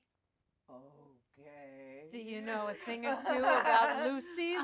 Yeah. Do I have tunnel knowledge beyond the school? Oh, that's your tier 1 math. Do I have tunnel knowledge? Yeah. You're, you're a moleman of sorts. Yeah. That's a cool thing to ask. Why don't you roll... Thank you. That's a cool thing to ask. In this moment, why don't you roll for me? I think for the layman this would be knowledge, but I say for you this might be lore. Your knowledge of the tunnels is so intimate that it borders on arcana for you. I'm gonna roll 3. Great. All right. Okay. Yeah. So you did not succeed. So I think it would be well and truly assumed that there's probably a subterranean way into a building. Yeah. Especially one as tall as that one, where foundations have been sunk quite deep. But you yourself don't know the ingress to them. Okay. You could probably figure it out. So what I'm gonna try and do is kind of basically, since I have this connection with the kind of crime world and in a pretty successful one, since it's been able to get me into the school. Obviously, this new fancy social club pops up. I think all the mobsters and the world would kind of like try to be figuring out what's going on there. So I'd like to dip into that and see if I have knowledge through maybe conversations or shared info. Why roll to know if you know a contact? We're in the next scene. You can replenish your dice. Wow. Hear the tick tock, tick tock, tick Hell tock yeah. of 100 watches and clocks lining the walls of a totally normal watch and clock repair shop. The pendulum of a grandfather clock swings. There's tons of little pocket watches under glass. Fine cogs and flywheels turn inside watches on display. And there's an old bespectacled man with a walrus mustache seated on a high-back chair behind the counter. And as you come in, he immediately sees you. Before I go, goes like, okay, so before we go in, it seems like we're both committed to some extracurricular relationship to find this student. There is a different side to me than you see at Miskatonic, and I think that it's all within our best interest to, you know, keep this between us and, you know, as someone would say, off the record. Got it. Well, I presumed as much, and you know I can keep my lips sealed. I don't have nobody to tell. Yeah, I was not worried about you. I'm not gonna tell anybody. I Yes. don't know anybody. But I'm gonna have to dip into that, and this is gonna give us, I think, a lot of information. So, I'm shocked, simply shocked, but I'll keep a low profile. oh yes, I'm here too. Yes. And, I swore, if you want your grades, if you want your grades to stay great, this is for your friend, and we're all keeping it. yes, yes. Francis, I'm going to have to just adjust these buttons, and maybe you should wear it open. Oh, of course. Yes. And maybe just loosen your hair a bit. God, she's beautiful. Wow. Yeah. And you take off. No, you adjust her buttons, and she's like, she's all. I think she's gorgeous. Maybe don't speak so much. Yes, right. Don't talk. Duns the mouse. Maybe, Reverb no hollowness. Pretend you Silent don't as the speak tomb. English. Francis, have you ever been in a dance hall like this before? Oh, never. I've scarcely danced. I don't have knees for it, you see. Even though I play the harp, my sense of rhythm is, my teachers tell me, impaired. And I'm as she's talking, I'm taking out lipstick to make her stop talking while grabbing her by the arm to lead her into this dance hall. I'll get Wingman some like. lessons in So there. now I turn to the bespectacled man. Yeah, and he just looks at you, gives you a nod, and he asks you, "Do you know the time?" Do I know the time? Well, yes, of course I know the time. The time is... Half past a crocodile's nose. No, Now? That's not Is the it time. now? The time is what So I guess I'm gonna roll for You know, knowledge. yeah, I'll say, I'm sorry, I did not. That sounded really loaded, but I think your character definitely knows what the Okay. password is. It's whatever you say it is right Okay, now. okay.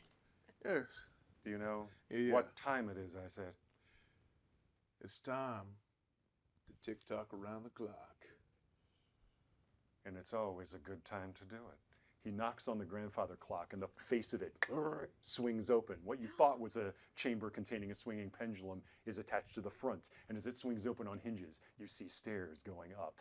And I just reach in and I hand him some money. Mm-hmm. He Always takes the good bill. to see you. Always good to see you, Elron. All right.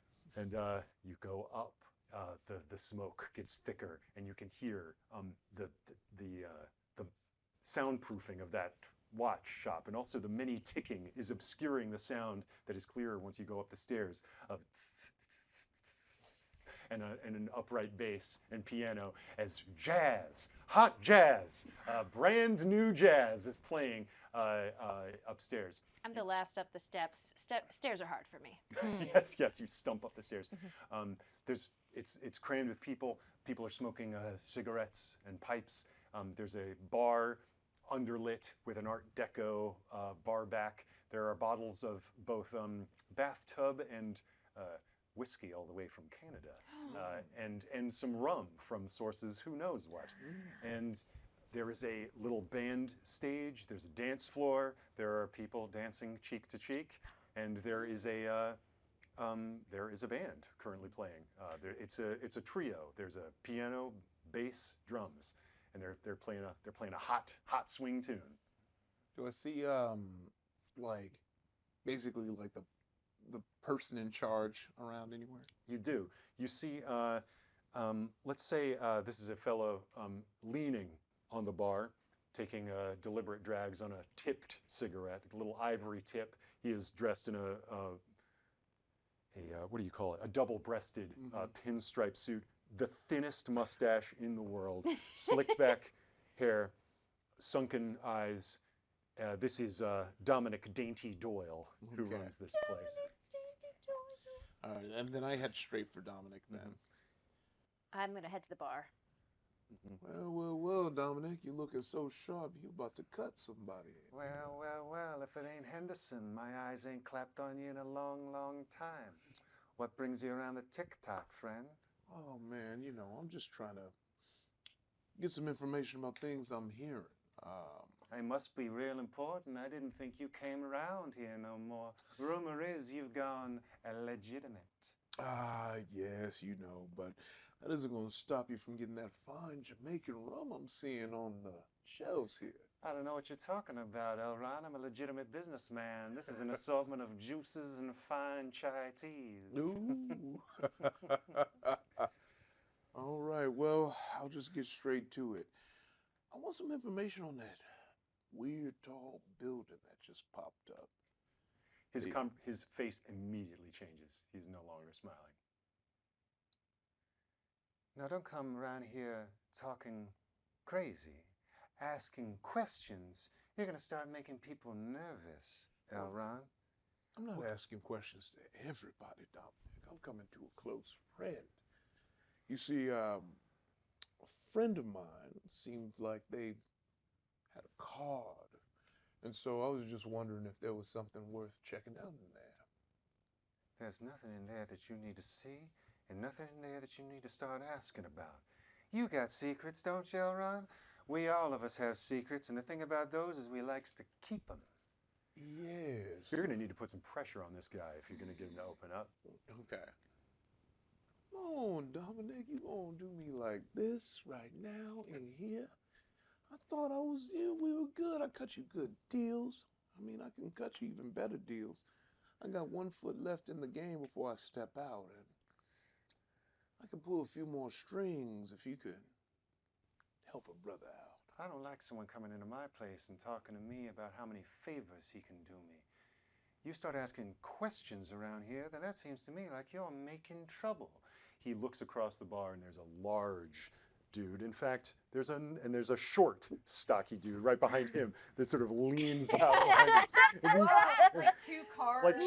Like two cards kind of unfurling in a hand. And these two guys are just looking out over everything. And as soon as they get the glimpse from Dainty Doyle, they are locked on you and just unblinking, staring you down.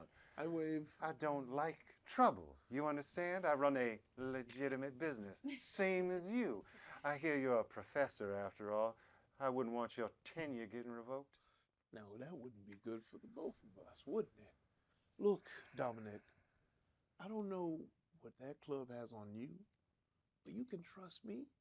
As a matter of fact, you can tell me everything you know about that place. And that's when I will use my hypnotic tone. Nice. Yeah. What a knack. While this is happening, the band is like, all right, we're going to take 5. And they kind of stop for a second. The dance floor clears and the musicians are now chatting amongst themselves. What do you want me to roll for this? Where I'm gonna head. What would you I'd like you to roll. Yeah. This feels to me like you're, now again, like lying is wits, but this feels to me more like resolve or presence. Okay. Yeah, we'll do that. Is there Still anything we can same. do while if he's doing this, or should we? Oh, certainly. If you want to aid, you Okay. probably could. That is bumped up to 1 success. 1 success. Great.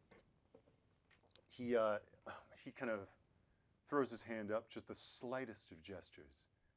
Those 2 gorillas down at the end of the bar relax a little bit. 1 success is just 1 success. Mhm. He's not going to tell you everything. Who knows everything? Yeah.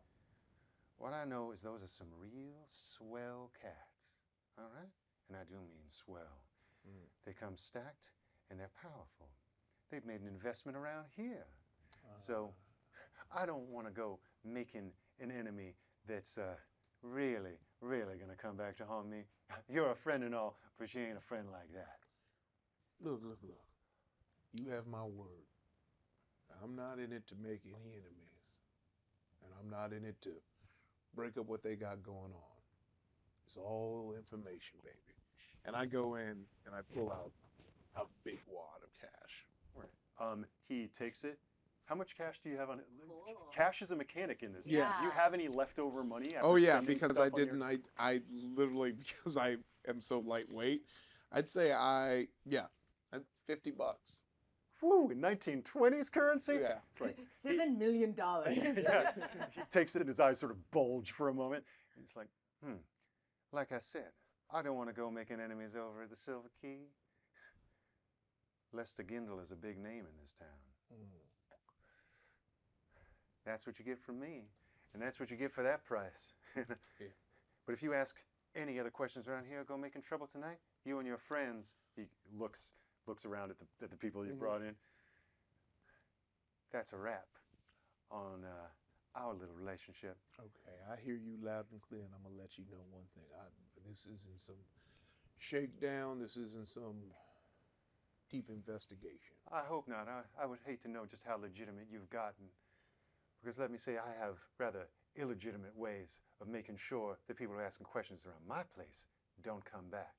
So, you just stay on the straight and narrow. But if you mess up while you're in here tonight, let's just say, tick-tock. And their eyes are on you.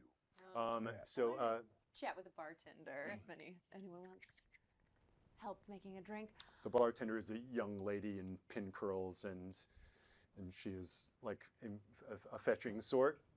Why, hello. Hello to you, sister. What can I do you for? I haven't seen you before. Have you been working here a while? I haven't seen you before. Why, do you frequent the place? Well, I didn't think you Miskatonic types came down to the tick-tock. how could you tell I work in Miskatonic? The twee, the eyes, the limp. Sister, I knew it the second you walked in the place. Ah, well, you have me pegged. Yeah, there's an incredibly... she's really giving you an eyeful. It's the gaze is going from up and down. You What's gonna your order specialty? something? You just come here for the conversation. A bit of both. What about penicillin? A lady of refined taste. Well, hopefully this penicillin is good for what ails you. And she starts tossing things in a shaker and mixing up the cocktail. Pours it into a glass, slides it over. Have you noticed any new type of clientele in this neighborhood lately? New type of clientele? Well, you for starts. Your friends for a seconds. But yeah, we got all types in here. I'm just out to protect some students. Young Clifford Baxter seems to have gone missing. Are you a friend of his? Clifford Baxter, I haven't seen him in quite a while. Have you seen him? As I hear, no one has, nor his little girlfriend. That Baxter was a wizard on the 88 Keys, but I haven't seen him in quite a while. Ah. Unfortunate. Was he playing any experimental types of music around here? Oh, I'll say, sister. He was playing the most experimental and wildest music that there is. Jazz.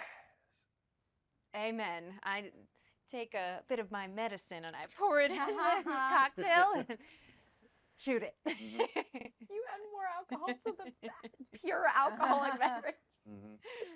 But yeah, Into the if you jungle. seem a little old for Clifford, in fact, you might be a student, but if you're after him, I'd see him in a while, and I wouldn't waste your time. He's got a chippy on the side. He's a real sweetheart. Do you refer to Camila? I don't know names. I just know it by looking at him. Men are so easy to read.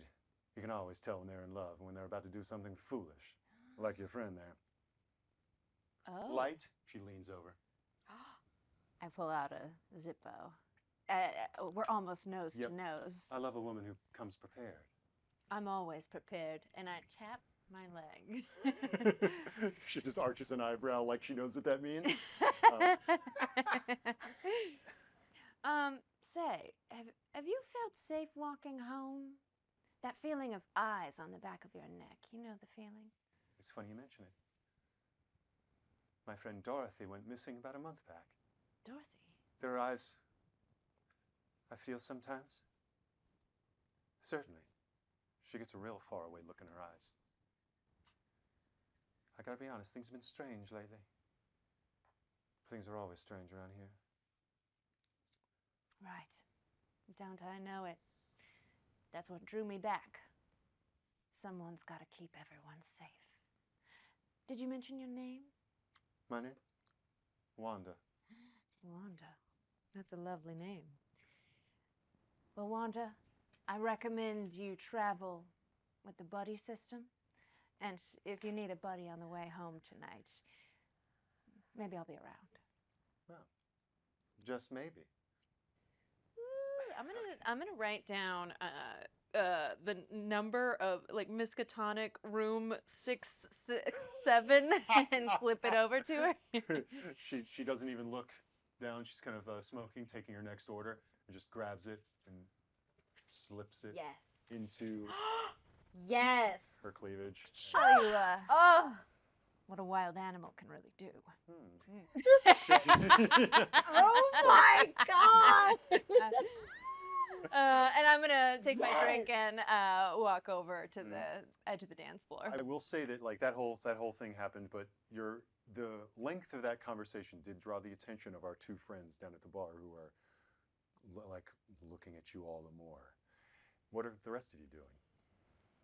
Well, I was gonna say I was busy, but I want to watch that.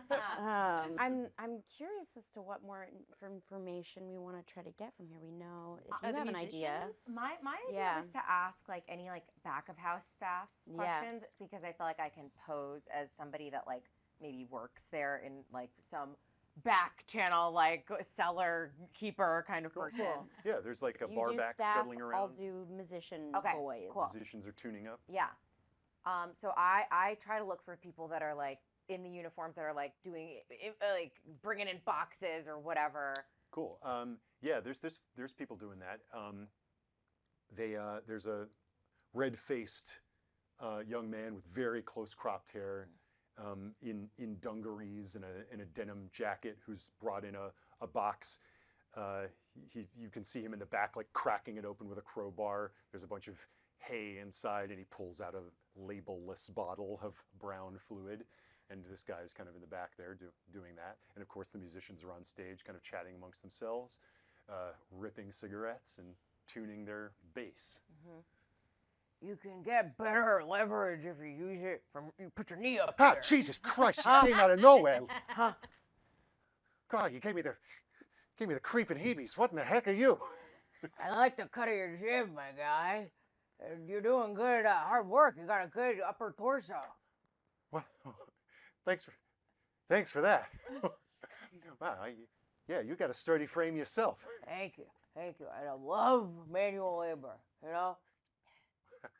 Yeah, even if you don't love it, you got to make your peace with it. Am I right? This is her being charming. Hey, say, can I ask you something? I'm new here. I'm new to the staff. You work around here? Dainty hire you? I never seen you before. Yeah. I'd remember you. No, I work in the cellars. I keep all the rats out. Ah, okay, this tracks. Let me ask you something. You know anything about a Lester Gindel? That's the Gindel. He kind of eyes you. If you're looking for a job with him, don't bother. He's staffed up. And I don't want a job there, am I right? Trying to see if this is a common opinion to have. Oh, I don't know. If I was to work over there, I wouldn't be slumming it down here at the Tic Tac Club. I'll tell you that much. Oh, okay. You nice guy? Mean guy? What do you think? Do I see any of Yeah. this in this book? This is tucked back in the like. Imagine if you're staring down into the Tic Tac Club. the band is kind of right in front of you. The bar runs along the right wall, and there's sort of a door leading off into rooms within. That's where this conversation is taking place. So maybe you saw Mina walk in there, but unless you followed her, you don't know what's going on. But I will say that Dainty definitely noticed her walk in there. Why don't you give me a roll to see Yeah. what else? What do you precisely want out of this? I want to know who, if Lester Gindel is like working with like kids from the school in some capacity, like giving them like assignments or like That's great. possessing them in some way. Super. Always available to you is like, if you just want a clue for free, you can spend one of your insights. Those 2 points. So if you don't even want to roll, you can just do that. I do sense something bad is about to happen. I will spend an insight to figure out On this, as much as I can about Lester and his relationship to Camila. when you spend an insight, you can get a clue about the unfolding Yeah. story. So I'm going to say that you get that by this guy totally opening up to you. Yeah. Your common touch has totally opened this guy up. And I'm helping him unbox stuff. Oh, I'm like great. working fully. Great. It's like kids from the school, kids of all kinds. Yeah, there's folks that come through here that are I don't know, I say scouted by Gindel, go to work over at Silver Key. He's got an eye for talent. I mean, I think he plucked that Baxter kid up. Oh, that's interesting. That's really interesting. And he, we think, how's he really persuading them to do this? Because, you know, some of these kids, they're well off or they got an education ahead of them. They could just be doing this at school. What's so great about doing it at the Silver Key? Way I sees it, if you're as rich and connected as Gindel, you don't need to be that personally persuasive. But he's got a way about him. Supernatural way?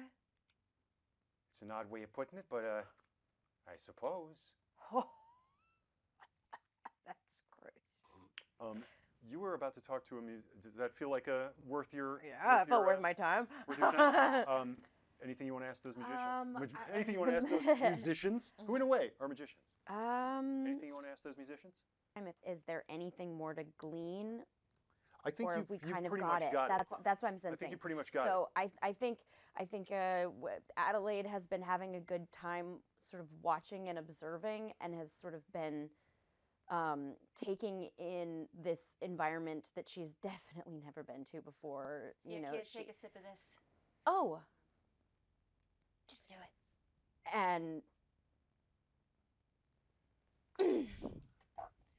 Wow. That's when that is when Dainty comes around and sees you giving the 3rd degree to his employee. He whips around and in your direction says, like, "What's this? You give me a word, and then your friends are giving my people the 3rd degree? I'm of age. Oh, all the more reason for you to 23 skidoo. Boys!" And the 2 fellas at the bar, like, square up. We're gonna make our way out of here. Sorry about that, Dainty. Didn't get the chance to talk to everyone. Oh, you'll be making your way out of here. But you don't just get to stroll out. I'm sorry. It seems like you've gone a little bit too legitimate, but now class is in session, Professor. You came around asking questions in my joint? I got a reputation to maintain. So I'm sorry, Prof. Now I got to teach you a lesson. Boys! And they are walking towards you now. Not like, another step, and out of my trousers, I pull a double-barreled shotgun. Thunder snap! we are now in a structured scene. Great. So The rumors are true. go for it. The limp is in fact a shotgun that you keep down your pant leg. So you have whipped. They made the threatening move. I will be a bad GM and say they get to act first because they went to attack you first, even though you've whipped out your gun. I step back, yeah. Great. So here's what happens. The big guy goes to just take a swing at you.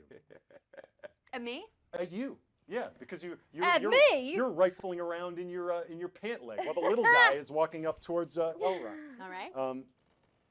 he rolls against his melee, and he gets 1 success, doing 2 damage to you unless you react. Well, I would like to defend myself as a reaction. Can I use Yes, you would- melee combat? For a melee combat, he is closed with you. He is now engaged with you. He rears back to punch you with a huge ham-sized fist. And so because of that, he's in melee range, so you can only react with melee combat if you'd like to parry, dodge this blow. I'll just go for 1. It's a 4, and that is good. Woo! Great. She has been working out in the jungle. What you can't see under this professor's jacket is how ripped these Amazing. guns are. I want to say Oh, I that, felt it. that cinematically, the way this works is this ham fist, boom, is coming towards you. The band is like striking up again to cover the din. So like, just imagine like, as this ham fist is coming at you, and your shotgun comes up and like knocks it away. Wonderful. He's got 1 more. He's going to keep 1 for reactions. The little guy is coming at you, Elron. All right. And pint size is built like a fire hydrant. He's super thick, power lifter body, and he's coming at you with the same maneuver. He actually, I want to say, grabs a bottle off the bar and goes to swing it at you. I've always wanted to see this. Here it comes. He has 1 success, so he's going to connect unless you do something. Okay, so I roll 1 to defend, or You can roll 1 to defend, or yes, exactly. You roll 1 to defend with your melee. okay, and let's see. Okay. Oh yes, yeah. I have a 5. So yeah, I rolled 1 success. Terrific. You rolled a success. That means you do not take that damage. Whiff. And Sarah, how do you get out of the way of that bottle? What's it look like? So this Elron, who at this time has been trying to posture as like very professorly and kind of regal and teacherly, you see kind of go into like a just quick like boxer street scrappy and like moves the bottle out of his way. Great. He just totally like almost yes, with the grace of a martial artist, just redirects the bottle. It shatters against the bar. Wanda just gives it an arched eyebrow, like another Tuesday, and that's where they're going to leave it. It is now the party's turn. You can go in any order you wish. Yeah. I will say that the ones that they are engaged with, quote unquote, are these 2. If you want to draw up to engagement distance, that would require a simple action. Yeah, I guess I'll kick this off. Go for it. Reach into my coat, get my brass knuckles, and go.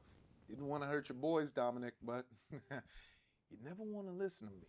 And I'm just gonna swing on this small guy with the brass knuckles. Swing at pint size. Go for it. That's a melee combat roll. Okay, so with the defense combat, does that still burn die or no? This is your turn. You're going to roll as many dice as you want right now, depending on how much you want to succeed. If you get, your brass knuckles should have a damage rating and an injury rating.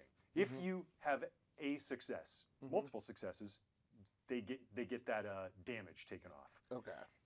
The injury rating has a number next to it. That's the number of successes you need in order to injure them. Got it.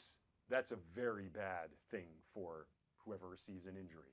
So the strategy of that would be like, you can either add dice to build up your odds of actually doing damage, or potentially do an injury to them. But you can also try to save dice if you want to keep them in reserve for other actions on this turn or reactions on their turn. And do we refill our dice pool at the next Beginning round your of next- combat? Exactly. Got it. So you're That's what I still was down whatever you defended with. Okay, that's what I was asking. All right, awesome.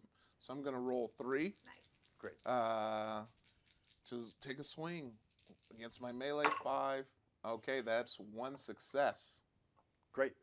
He's going to try to dodge that with his melee. He absolutely fails. Go for it. All right, so he just like goes, he kind of looks like, look, man, I was trying to help you, Dominic. Pow! Right in the face. But you don't want to listen to me. Bang. Well, how much damage does your brass knuckles do? 1 damage. Awesome. Whammo. He is blasted in the face with your brass knuckles and reels against the bar. And do you want? You can continue to do things unless you want to save that dice. I will. Let's see. I will say we always try this, and we'll see what happens when I do this. I'm gonna look at my potentially doing my knack real quick. Yeah. Why don't you look at your knack while we Yes. see what Well, happens here. now that the shotgun's out of the pants, as they say, As they say, that old chestnut, the shotgun's out of the pants. I say, "You're not the monster I'm hunting," and I am going to use the shotgun as a melee blunt weapon. Cool. And I'm going to turn it around and thwack this guy on top of the head like Looney Tunes hammer Blam. style. Okay, great. Give him a good thwacking. Okay, we're going to thwack with 4. Great. And my melee is 4, so that's 2 successes. Terrific. Now my damage for my shotgun is 3, but that's presuming shooting, so Yeah, I don't know, I think 2? there actually is an improvised weapon. Oh in yeah, the- it's 2, I remember. Great. Yeah. So that's 2 damage on him, unless he. Nope. He takes the full force of the butt of your shotgun. Boom. This big, broad-shouldered heavy is bleeding out of his nose. Amazing. He wobbles backwards and like crashes through a table after being hit by your shotgun, but he stands back up. Oh, Oh, come on. You don't want me to play dirty, do you? And that's all. Great. What do you two do? Who am I closer to? Am I close? I'm tempted to go for that guy, but Yes, I think you were definitely closer to Big Boy. okay. So I spend a dice to move closer. Great. Okay, and then I take out my axe. Folks, it's an axe fight. I go, hey, no freaking hitting. Me? No, you can hit. Okay. God, nobody understands me. I'm gonna roll 3 die. Okay. Okay. All right. That is 2 successes, right? Yeah. Yeah, 2 successes. He's out of movement, which means he cannot react to this. Do your damage. Okay. So to clarify, I roll. Are you chopping him? Yes. You're chopping him with an axe. Yeah. This fight has escalated rather quickly. So No, sorry Mina, to roll to roll damage. It says damage 4, injury rating 3. So damage is 4, Okay, great. right? Damage 4, Yeah. injury rating 3. Yeah. Damage is 4. And I rolled 2 successes. So This then- guy's. How do you kill him? Okay. Or how do you? Or tell me. Describe this hatchet below. I mean, you could shoot him with a shotgun. No, I hit him Hit him with a cartoon shotgun. Shot him with style. No, I just whacked him. Yeah. This is fantastic. This man looks like a tree to me. Mhm. I come up behind him and I say, "No hitting," and I slice him in his. It's like the exact center of his body in Yeah. half, Great. He's, like a tree. he's Elron, He's his wounded. mouth agape. yeah. He goes down wounded. And can I peel his skin off? No, Mina, we gotta go. It's time to go. I wanted skin. go. Oh We're shit! so She's sorry. going. She's Free clothes. Oh my god! Oh my god! Don't you tell anyone at Argentum Clavis we were here, or else you'll turn into a tree And next. I'll release fungus into this whole cup. She's and you'll going breathe mole it mode. slowly over time. She's going mole mode. Is this off the record? Yes. Oh my goodness. We're not with her. We didn't plan that. Great. That's wild. Are you doing anything, or you've got 2 dice left if you want to continue to do stuff? Well, can I just, before I react, Mm-hmm. what was the energy of the room with the dead guy cut in half just now? That's a cool idea.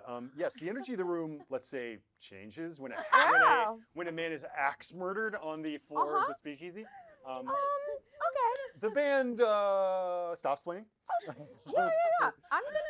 I'm going to immediately, horrifiedly duck to the ground and Yep. scatter to a wall or some way that I would understand a sort of fire alarm Mhm. pull. Some kind of like string or something that connects to some alarm system. What do you want to happen here? I want this room to scatter so we can leave and we're not looking at a dead body anymore. I'll tell you how you can introduce a everyone scatters fire alarm Yes. pull rope, and that's by spending one of your insights. Yes, I absolutely will. Great. That is something insight allows you to introduce an element into the fiction of our game. So yes, there's a panic button of sorts in the speakeasy, which isn't altogether crazy. I think maybe this is the kind of thing that gets pulled if the law shows up. So the entire room of the TikTok club is suddenly hit with a 1-2 punch of shocks. One is the shock of seeing a man opened up by a hatchet. The band stops. Dainty's cigarette falls out of his mouth as he gropes in his suit for his pistol. At the moment that the pull rope goes off and just a goes off, Wanda ducks under the bar and disappears. I'm not ready to die. I'm ready. I want greatness. All of the patrons scatter in every direction. People are pouring down the staircase and they're going out the back. I think I'm just scattering too, and I'm also looking at me like, and I'm out. Like, yeah. Dainty is looking at you, gun in his hand as he's trembling, looking at the body of this fellow who's on the ground, like, boss! He's like, you ain't gone as legitimate as I thought. no.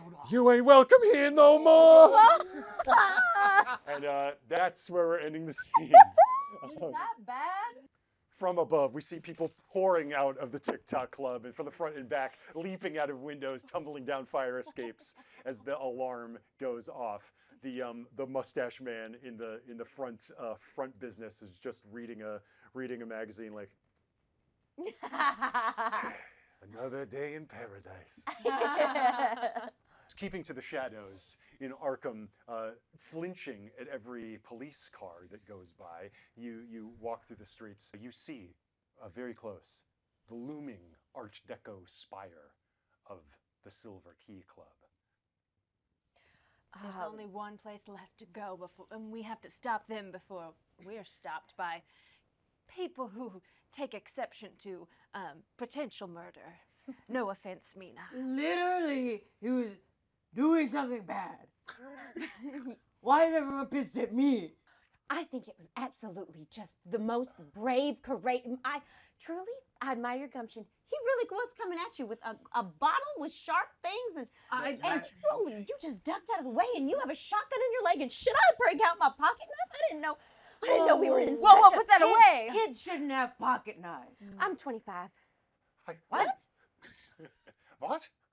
25? Oh, Francis, I'm sorry. I just saw a man on you're the still scenes, here. but it's terribly, terribly shocking. That's more shocking. I am really a student. I just sort of signed up, but now that I know you're all sort of just as crazy. Look, I'm just looking for a scoop. I just want adventure. I want something exciting. So I'm not crazy. I've just seen things I can't unsee. We've all That seen was the things. least. We've all seen things. Francis, and this is the time I grab her by the collar. Collar, no. Listen, you're in or you're out. Either you got a weapon on you or you go home. Yes. She pats herself down and just pulls out a little just a tiny little book, like Harmony for the Modern Harpist. How about this? And I pull a hairpin out of her hat. She grabs the pin. Her hair cascades down. She's beautiful. Oh. And she says, yes, I suppose so. I shall summon reserves of resolve to get Camila back. It seems as though all roads lead to the Silver Key Club. Atta girl. There's something going on in there. Something terrible. People are disappearing. It all seems to point to them. We've got to get in there. How do we get in there? Well, since I had so many successes on that last thing, can I lead them to maybe I'd been scoping it out for a while when I was talking, and this is where I eat my baked potato for lunch every day, and I can see like a back access. I love the idea of a rolling success from the last scene. Yeah. I'll be very sparing. Only because I got like 30 You got successes You that got like time. a ton of successes. And it makes sense as a journalist, an inquisitive and nosy sort, that you might know something about the exterior of this building. And yes, you know a service entrance. And that's all you know. You know a service entrance that could probably get you in on the ground floor. If you wanted to roll something akin to knowledge. I think you're in a position, especially to know of a subterranean access point. Okay, because I failed my tunnel knowledge check earlier. But that was earlier. You're But you're that actually was- seeing but the that was building. But that was Earlier. before I was Yeah. with you and could help you when I was all Exactly. jazzed on murder. Yes. Okay. So go for it. Why don't you both roll and see? I was just gonna offer. I think that's great, but why don't you roll a yeah, sure. knowledge to see if you remember? I'll that. roll It's a three. 2 from my baked potato scouting. 5 Adelaide, and the look in 3. your eyes. My knowledge is 6. I failed Um, twice. Failed twice. Okay. Isn't I'm gonna that use cool? my smart for this scene to re-roll 1 die. 2 Um, successes. Great. Unless, wait, was that knowledge or lore for me? That was knowledge. Okay. Failed. That's all. That's all good.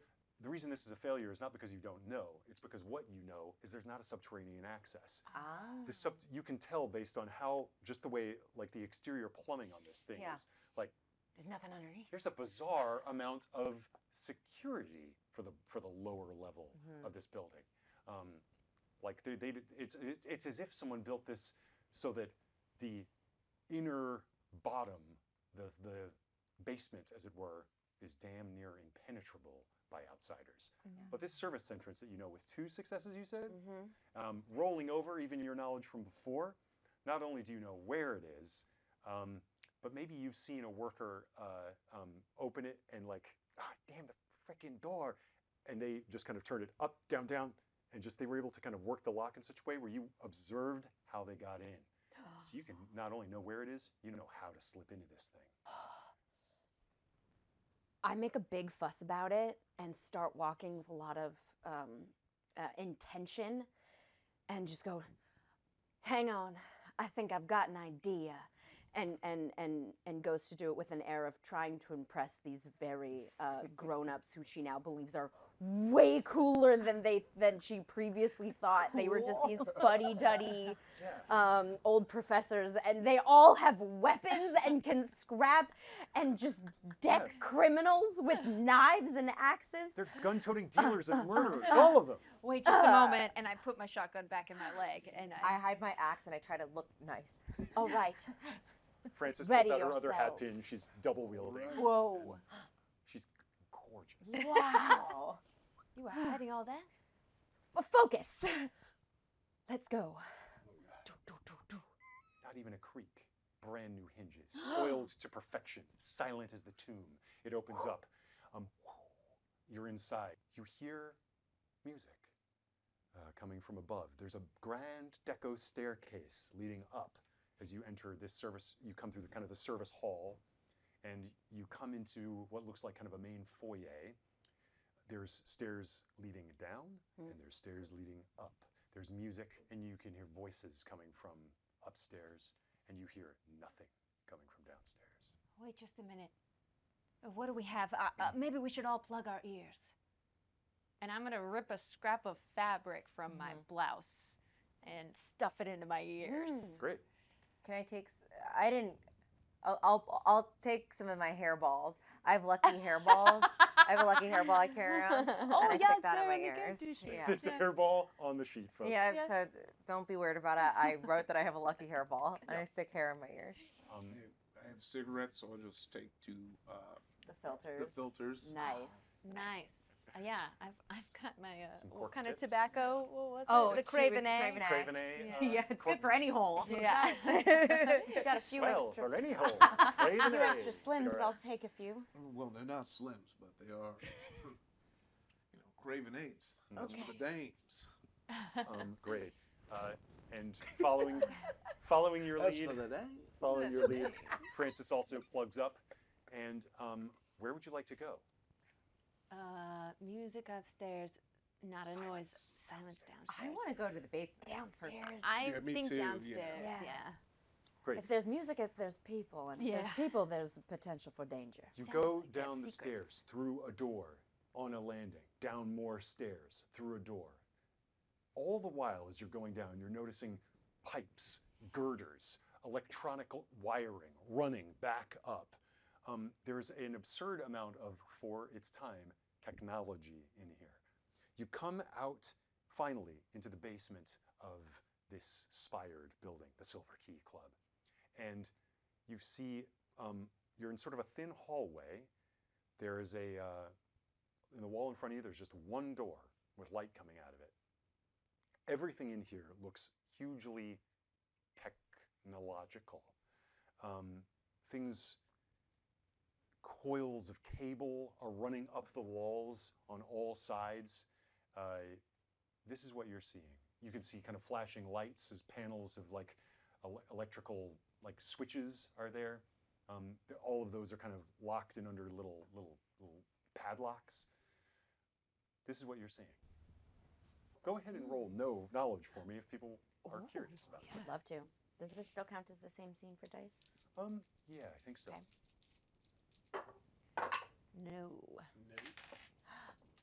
No. Oh. Success. Your erstwhile cub reporter, Adelaide Thorne, has seen this kind of apparatus before. It's like a swollen version of what she saw when someone opened up the cabinet and she saw the guts of a radio. This looks like, and it suddenly dawns on you, the spire, the deco look. This entire building is an enormous radio antenna. Oh my God. This building is a radio tower, Mina, you a said it transmission before. antenna. What'd I say? Something about radio, blah, blah, blah. Right. Tin hat. The tin hat. Yeah, you want one now? Huh? Maybe, but I might need one sooner than a year. It's so hard to hear you in here. It said it might need one sooner than a year. Right. They've been infecting these kids or causing them to put illicit music through the radio, and these kids are going missing. Well, it seems like we've got to stop the music. I'm just going to rip a cable from the wall. Yeah. These cables are like incredible. They're attached, stout, very much affixed thoroughly to the wall. Can two radio signals be like create feedback with each other and like fuck each other up? That certainly seems. I love that idea. Okay. Could that be considered melee combat of two radios? Do you have another radio? Well, isn't there multiple apparatus in here? I want to say that this is one sort of transmission Okay. tower. Okay. Yeah, that's what you've got. I would say it would be very hard to disable or break the apparatus that you're seeing around you in a way that would inhibit its function. I would say you'd need an incredibly difficult roll, like 3 successes I see. to even make a dent. So we look around, we see this technology. We know it's radio.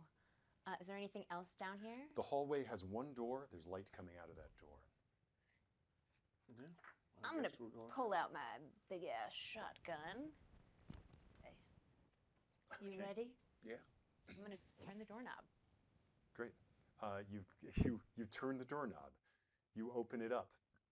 And what you're looking at, you see a giant microphone dangling from the ceiling. There is a lathe cutting machine for creating records with a metal stylus. You're looking at a recording studio. There's a music stand. There's a beautiful grand piano in here. On the music stand, you can see a handwritten musical manuscript of notation. I don't think it takes much, even a roll, to consider based on what you've seen earlier. It is just a brief series of notes. A musician might call it a melodic theme. And you believe that you are looking at a transcription into contemporary musical notation of what is inscribed on the ancient and very, very mysterious spinel rod of Amar Sin. I'm going to grab the music book and rip it into shreds.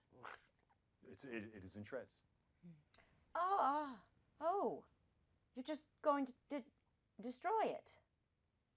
We have what we need if we find Camila to recreate it, but as the professor has convinced me, this doesn't seem to be doing any good in the world. You hear voices coming down the stairs. Quickly, hide. Rat. Are you going into the booth? Oh yeah, I want to hide. Great. You. If you're all in the booth, wonderful. You hear voices coming down the hall. a voice breaks through the din as the door that you came down opens up, and you can hear, like, maybe the only way you could hear. Yeah, hide. If you're all in the booth, wonderful. You hear voices coming down the hall. A voice breaks through the din as the door that you came down opens up, and you can hear, like, maybe the only way you could hear this I'll pull out. is if you pulled out your stuff, and if you left the door open a crack, because this is, of course, a recording studio. And if you do those things, this is what you hear. For tonight's the night. For tonight's the night, gentlemen. Tonight's the very night. All experimentation has been undertaken, and all our experiments have been a smashing success. Our birthright, gentlemen, is to be the saviors of this country, dare I say, the saviors of the world. The human animal is far too pliant, far too chaotic, but we shall make them malleable, clay to be formed in our own image, a tune to be played upon the pipes of the gods. As was done in ancient times, so too shall we do as we transmit our masterpiece on to all of New England, boosted by signals from New York and Bangor all over the world, until all of this great land is made great again after it falls under our control. Tonight, all shall dance to our tune, and it's all thanks to our little prodigy here. Come, darling, won't you play us your masterpiece?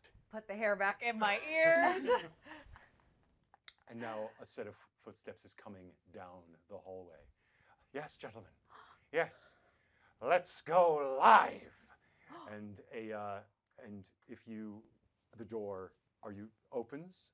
I don't know where you're hiding in this room. I am standing, like, directly looking to have primo shot at whoever walks in the door first. I aim at head height.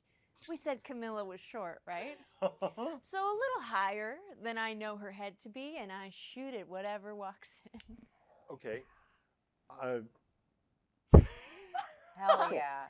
The first shot goes off and goes right over the head of Camila Cardiff and blasts against the wall. The room is briefly illuminated by sparks as your ammunition ricochets off of that equipment. You hear screams and gasps out in the hallway. Camila is catatonic, her eyes vacant.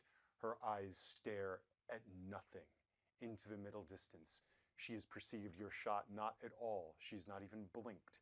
She continues to walk resolutely to the piano. She sits down, unless somebody says something. She's sitting down. Someone stop her! Camila. Also, I should say, it is your turn. There's people out in the Great. hallway. Go for it. What would you like to do? I want to grab Camila and stick her in the corner. I was like, Camila, talk to me. It's me, Professor Henderson. She does not even look at you. Her eyes seem to kind of roll back into her head as you're speaking to her. You can try to make a roll of presence or of lore to try to break through what's going on. I will try lore, and I will ask. I'll ask Doris. Doris, give me one of your medicines. I toss it your way. If you hypnotize a person that's already possessed or hypnotized, does it unhypnotize them? You can do that. You can toss him that if you assist him and spend one of your dice. Yeah, I would like to aid an ally, if I may. All right. So you get advantage. Okay. Advantage. That's an extra dice. Okay. You get to abandon your lowest number. All right. Let's do it. I want to say you need 2 successes to get through to her. Yes. And what I will also, because I guess, what I'll do is I'll plead, I'll like pour it in her mouth, like, hey, Camila, it's me. Look, I know you got in tough with some bad folks, but I need you to come back with me. I need you to come back to the good side. And I use hypnotic tone while I try to use this lore roll. Great. 2 successes is what it's going to take. Oh! That is 1 success. Otherwise, 2 2s and a 3. Oh. Reroll mechanics. That's Oh, that was with the Yeah, plus in one. your That was in with the your +1. knack or something. Yeah. What's your insight? Well, I still have 2 Oh, you insight. could but automatically spend an add insight. it. You Oh, can yes. spend an insight to add a die. I will spin the insight, and in this moment, I'm gonna get imaginative, and I'm looking. I'm thinking about the music. you have I'm no thinking about the 2. And with imaginative, I get to roll 2 reroll dies. Oh, Add- a separate use of insight is if you already have one success, you can just automatically add a automatically- second success. Oh. Sorry, you can automatically add another success to an existing success. So if you spend an insight, you'll Okay, You'll then do it. I'll just spin an insight. Yeah. Then I fuck that imaginative. Yeah, I yeah. don't know what to say. I'm sorry. So We're playing funny. role-playing games. I don't like it when people are imagining. Yeah. Actually, yeah. I It just. took me a second to remember you were talking about a mechanic. It's like, I'm going to use my imagination. Yeah. This Oh, Okay, interesting. let me cook. Yeah.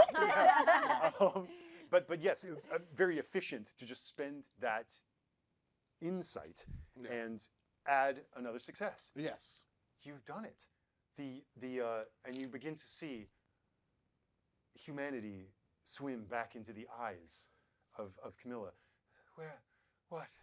Oh, but it's still your turn. What else would you like to do? The shot that went off, initiating all this, has not hit anything. Have any of the There's- other people walked in?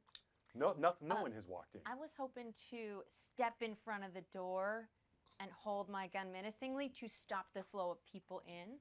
Okay, you step into the Doorway. Yeah. Great. Okay, you do that. What you see is a group of men in exquisite evening wear. You instantly notice a local judge. You notice a local police captain. You notice a local captain of industry, a lawyer, a local politician. And in the back of this throng, you see Lester Gindle.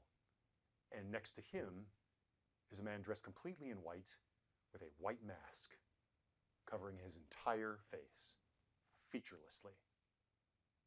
I knew the greatest beast would be waiting for me, not in the jungle, but right back here in Arkham.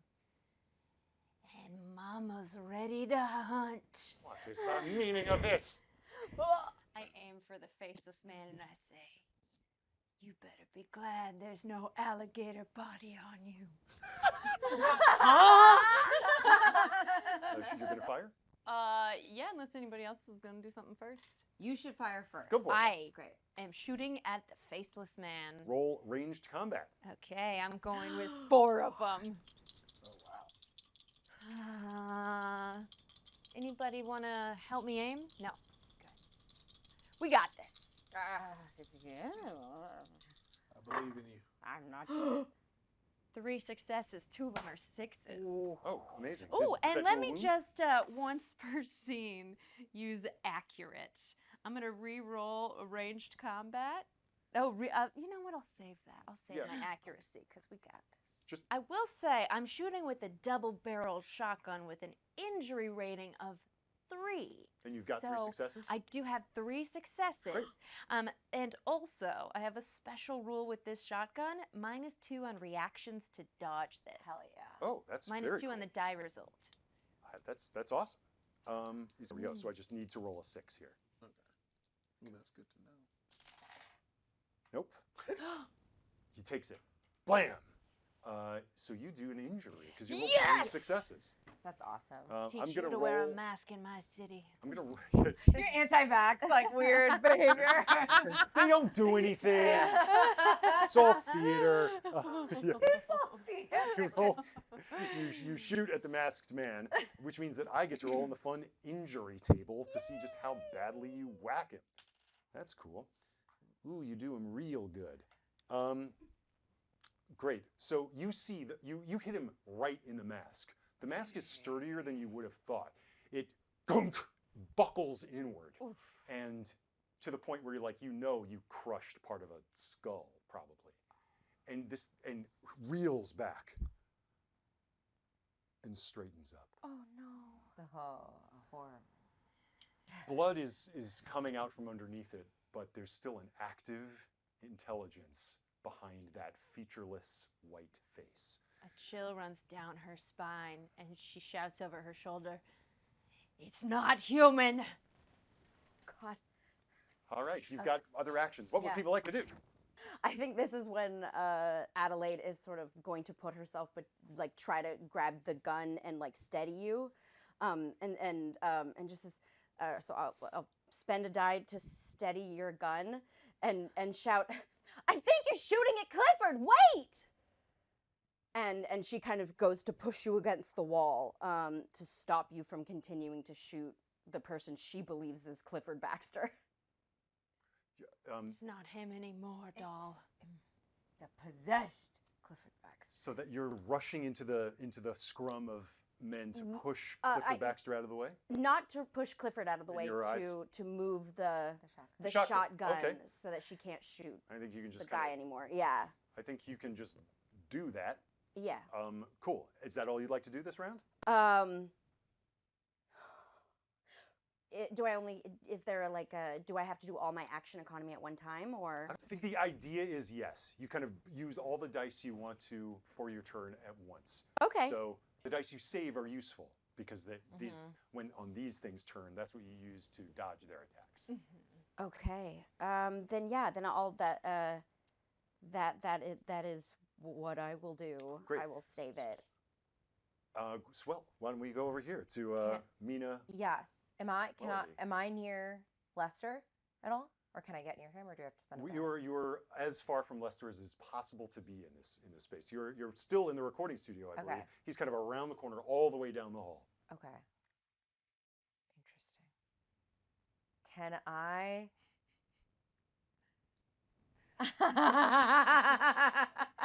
So, if I do, I'm going to tell you the pitch from Becca, basically. This man is down the hall. I take a bullwhip and lasso him closer. Excuse me, a what?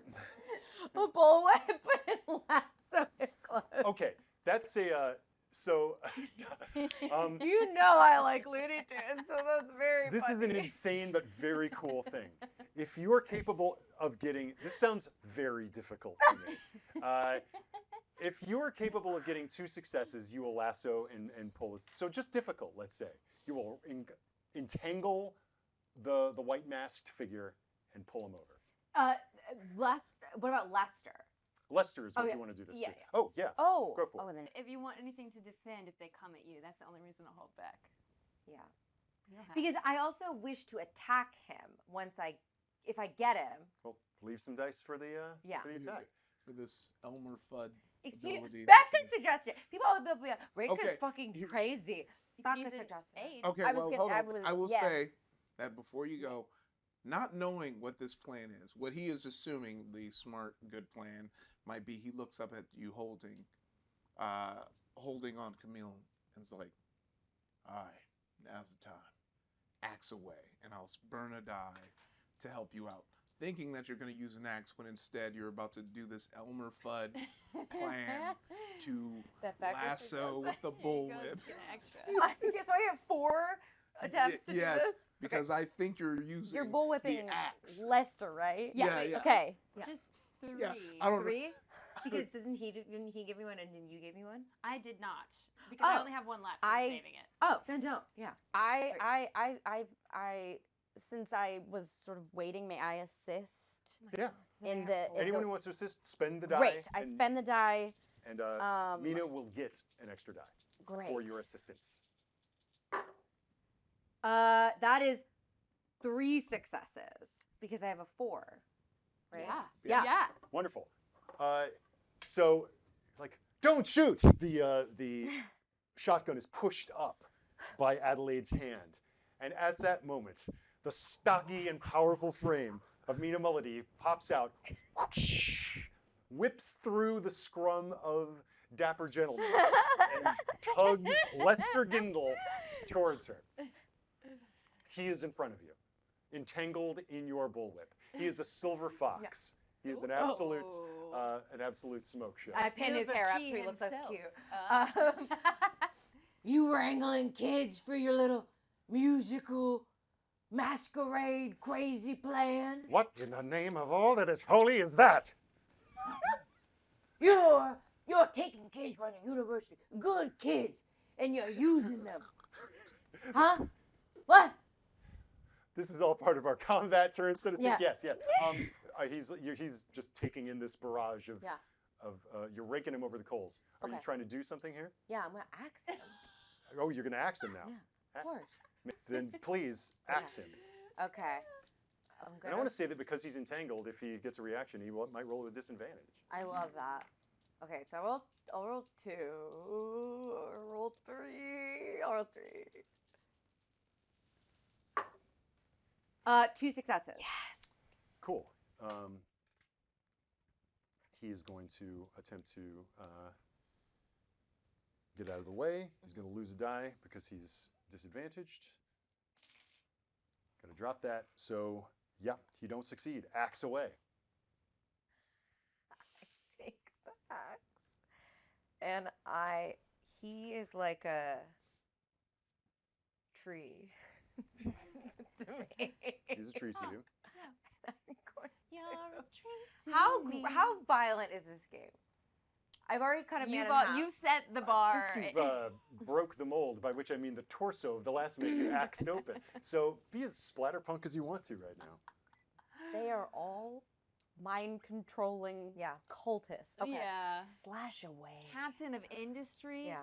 banker, Mhm. lawyer. I heard in a science Men? class that music happens in the right side of the brain.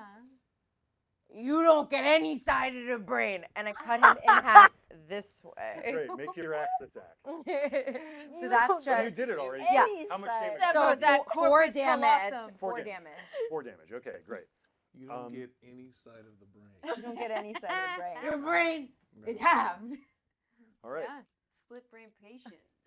You whacked him butt good. Yeah, Okay. they lobotomize women in this time. You get lobotomized. Bah! All right. I love this moment. You whacked him good. Anybody else doing anything in this round? Francis, I don't know if I'm allowed stab him to. with your hat pin. I'll get him. How about you? And she On guard. she dives into the breach with her hat pins. She totally fails. So is that isn't that all? It's their turn now. Great. Sweet. First, A off the rip. Lester tries to headbutt you and get you off of him. Before I You slice him in half. you just hatcheted him. So here it comes. He does not succeed because he has very few die to spend after being hacked to bits. Yes, he has very little dice to spend. But the figure in the mask suddenly is singing. Well, I got hair in my ears. Well, who pulled it out to hear down the hallway? It seems I like some did. people did. I did. You sure did. Suddenly, a song fills your ears. The mouth that is singing is not quite human. There is a sibilance to it that fills you with repulsion and makes your skin crawl. But the tune itself is pushing into your ear. The discord of it, the unholy discord that seems to sit between every known note on every scale you have ever heard played by anything or anyone, is pushing into your brain. You must succeed on a lore roll now in order to not be dominated by this song. Is this everybody? I'll say everyone has to, but everyone with stuff in their ears can roll this with advantage. Okay. Okay. I emptied one ear. Nothing for lore. I need a 6.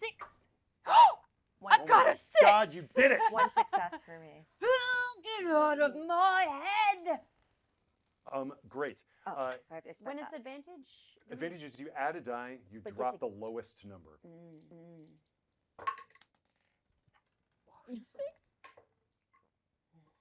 Yeah, no successes on my end. No successes on yours? Yeah. Cool, I like that. That's good for me.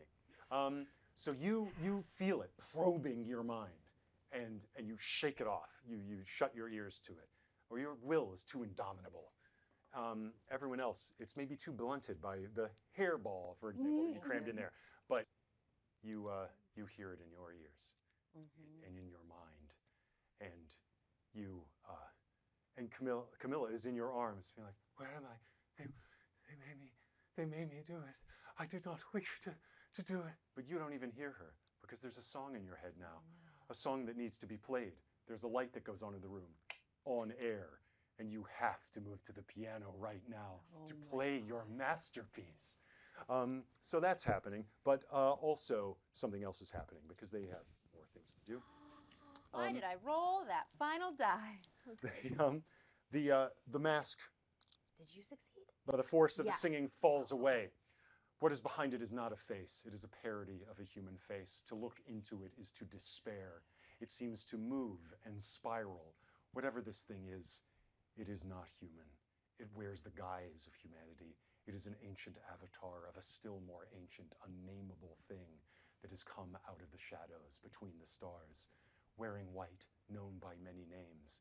It is singing its song to you, and soon it shall sing its song to thousands. When you play its song to the people, the ancient song that was lost forever. But first, it must destroy you. It gets one success to its melee after moving with incredible speed through the men, and it gets one success to attack you with melee. Actually, oh, I'm sorry, 2. So that's 2 damage and 1 horror damage to you. That means that on the next time you refill your dice, you must replace one of them with a horror die. If a 1 comes up on that horror die, bad things happen. I did have a limit of 6. Now my limit is 4 because I took 2 damage, and 1 of them will be horror. Correct. So I will only have 3 regular dice and 1 horror die. That's right. You take 2 damage and you take 1 horror damage. Okay. Oh no, I forgot another part of this. I got 2 successes. So that means this inflicts an injury upon you. So he's not doing physical harm. The face is so horrible to behold. The song in close proximity is so profane to life itself that it seems to enervate your very spirit. This is what happens to you. You are stunned. You are so taken aback. You watch your friend's eyes go white. The pupils and irises seem to retreat, and she is standing there transfixed. Light seems to glow out of the unface of this thing as she is held transfixed in its horrific, horrific gaze. So the other mechanical thing in this is you must discard all of your dice from your pool if possible. If you have no dice in your pool to discard, you must add 1 to the results of any further rolls on this table for the remainder of the session. So if you get injured again, very bad things will happen. On the injury table, okay. Great. That's the end of their turn. Refresh your dice up to the limit of your injury. May I borrow a different colored die as my horror die? Thank you. Yeah. Okay. I will say I also failed the roll. My turn. Oh, Yeah. you did? Fantastic. There's a certain song you simply have to play. So please move to the keys, the 88s. Hey, what 1 can play, 2 can play better. Let's heart and soul this thing. Great. It's so you are currently transfixed unless someone does something. So yeah, because I'm the only one that's Yeah. so always my job. When you live under the ground, you gotta do everything for everybody. Okay. I would like to destroy the piano. Great call. So can I? Do you have a damn hatchet? Yeah. Can I hatchet up the piano? Go for it. I think you need. It's a piano. All you need is 1 success. Go. Okay. I'll do. The more chances, the better. Yeah. You need this. You need Okay. this. 1 success. Great. Your hatchet swings down and crashes Yeah. onto the piano. I'll actually try to get them to stop you Okay. before that happens. Yeah. You raise your hatchet to bring it down on this piano. They're going to react because they are now, they are now both close enough to be engaged with you. So they really don't want this to happen. Are the businessmen also entranced by the music? They are staring into space. Yes, totally bewildered, kind of bumping into walls. Great. That's 2 successes. Do I get to roll a reaction to that? A reaction was to the a reaction? reaction. This is hey, it could happen. Yes, I want to say that here's how I want to rule this. Yeah.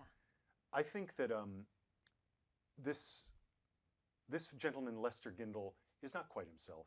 He, in his own way, has made bargains clearly with forces he does not truly understand. He throws himself in front of the piano, and the piano is fine. But Lester Gindle takes the full force of your hatchet damage right now. Incredible for damage.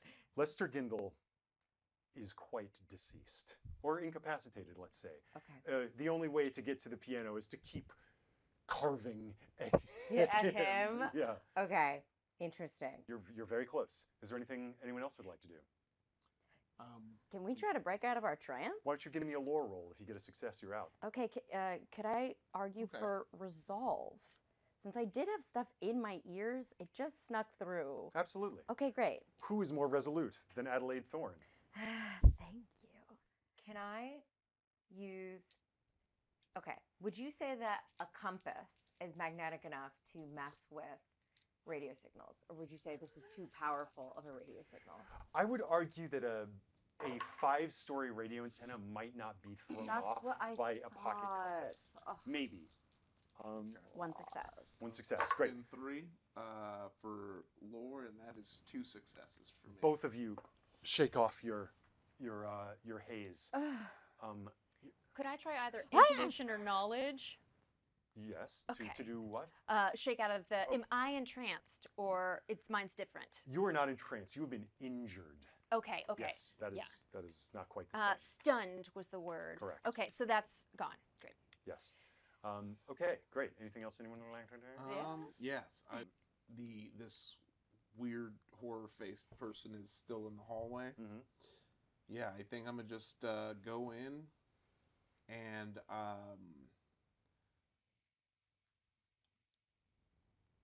actually, I'm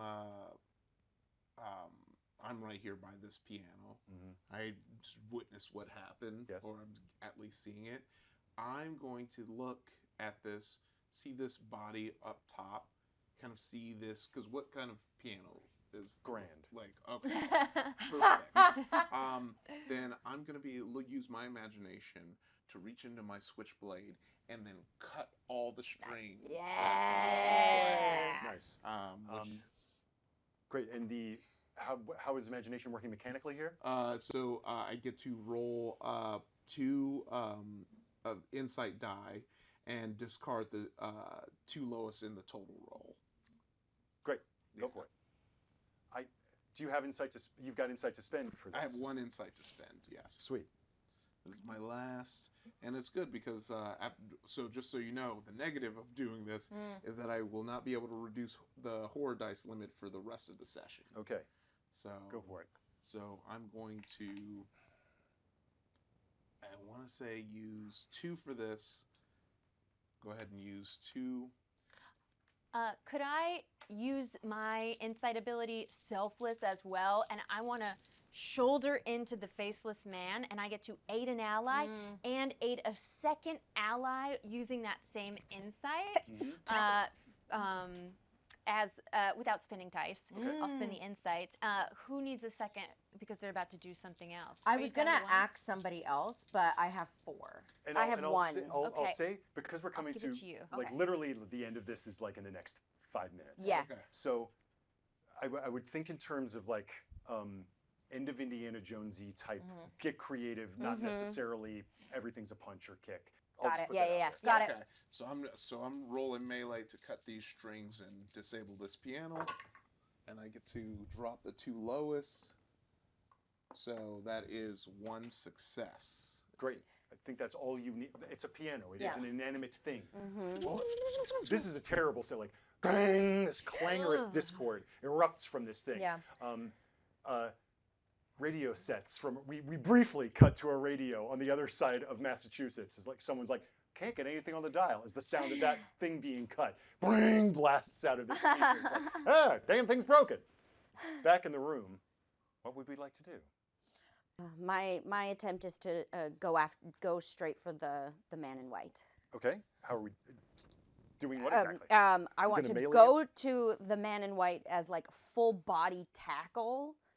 I'll Yeah. also I'll look to you and be like, we broke the piano, and we got the goyle. I'm using a voice I've never used this whole campaign. Yeah. Just so you know, we broke this piano and we got Camila. We can, if push him out the way and I'll follow. I just need to check one thing. I want to rip the mask off. The mask has come off. Oh, it is a grotesque parody of a human face that's Oh. currently doing horrible things to the mind. Oh, so it isn't. It isn't the It is Baxter not, boy. Not from what you can tell. Okay. I mean, I- running I've got and a just sort of idea. like stay away from me, but also get near them and stab us. Can I try something? Okay. Yeah, yeah. When I shoved into him, I was trying to shove past him. Great. And I want to run back into that room with all the big coils. Yeah. And not only do I have all my little medicines in my pockets, but I also carry with me a field surgeon kit that I purchased. I also have an axe. Oh yeah, yeah. Yes. Come on in Yeah. with the The axe. scalpel of the forest. Yeah, so I want to spread a little bit, all the Cravenet tobacco I carried for my pipe around the floor, as well as every bit of alcohol, and I'm just gonna start flicking matches, and then light the Zippo, and I say, "Get ready to run, team." Okay, great. You will do that. Super. So you're trying to set the actual apparatus on fire. Oh, you You're pushing betcha. through the catatonic folks. The face of this thing seems to follow you and exist in several planes of geometry at once as it follows you as you pass by it. And yeah, make your roll. I want to say this is athletics to do so much, or actually this is resolve to do so much precision stuff so quickly and deftly. Then I'll be rolling all these dice, Do it. because I only have a 6. If you get 2 successes, something great happens. Okay, here we go. For all the marbles. That's 1 success. That's 2 successes. Oh my God! Okay. So the this should not work. Concrete, metal, but the surgical kit is perhaps just what you need to find a seam in one of these girders to get purchase onto some wiring, and perhaps the drugs or whatever that you've got in there suddenly like flame catches, and what occurs right now is an electrical fire, and a buildup of electricity suddenly occurs, rippling across the floor. The creature without a face, seeing all the plans sort of fall apart, the scions of industry, the bankers and politicians are sort of like wandering in circles. Lester Gindle lays in a bloody ruin on the D-strung piano. Camila Cardiff clings to your arm, just shocked and appalled. And a bolt of pure electricity just runs up the wall, runs along, and his sparks are flying from every corner as the man in white grasps the wall to attempt to stop you. He touches one of these live wires, and you just see him burst into flame as his entire body goes stiff. He is flaming and shuddering as this entire thing is suddenly coursing with electricity. Run! I just grab Camila and book it. And more flames are following you. Sparks fly from everything as you run. As you touch doorknobs, you're getting like little electric shocks. Everyone put the shit in your ears. I grabbed Francis. Yes, Frances like, oh my goodness, as like her 2 hairpins kind of become the thing that goes.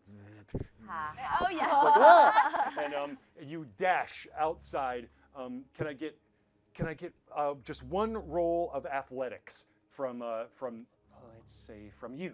Okay. From you, our cover reporter. 1 success. Okay, I just wanted to see if this was a moment where somebody trips and stumbles.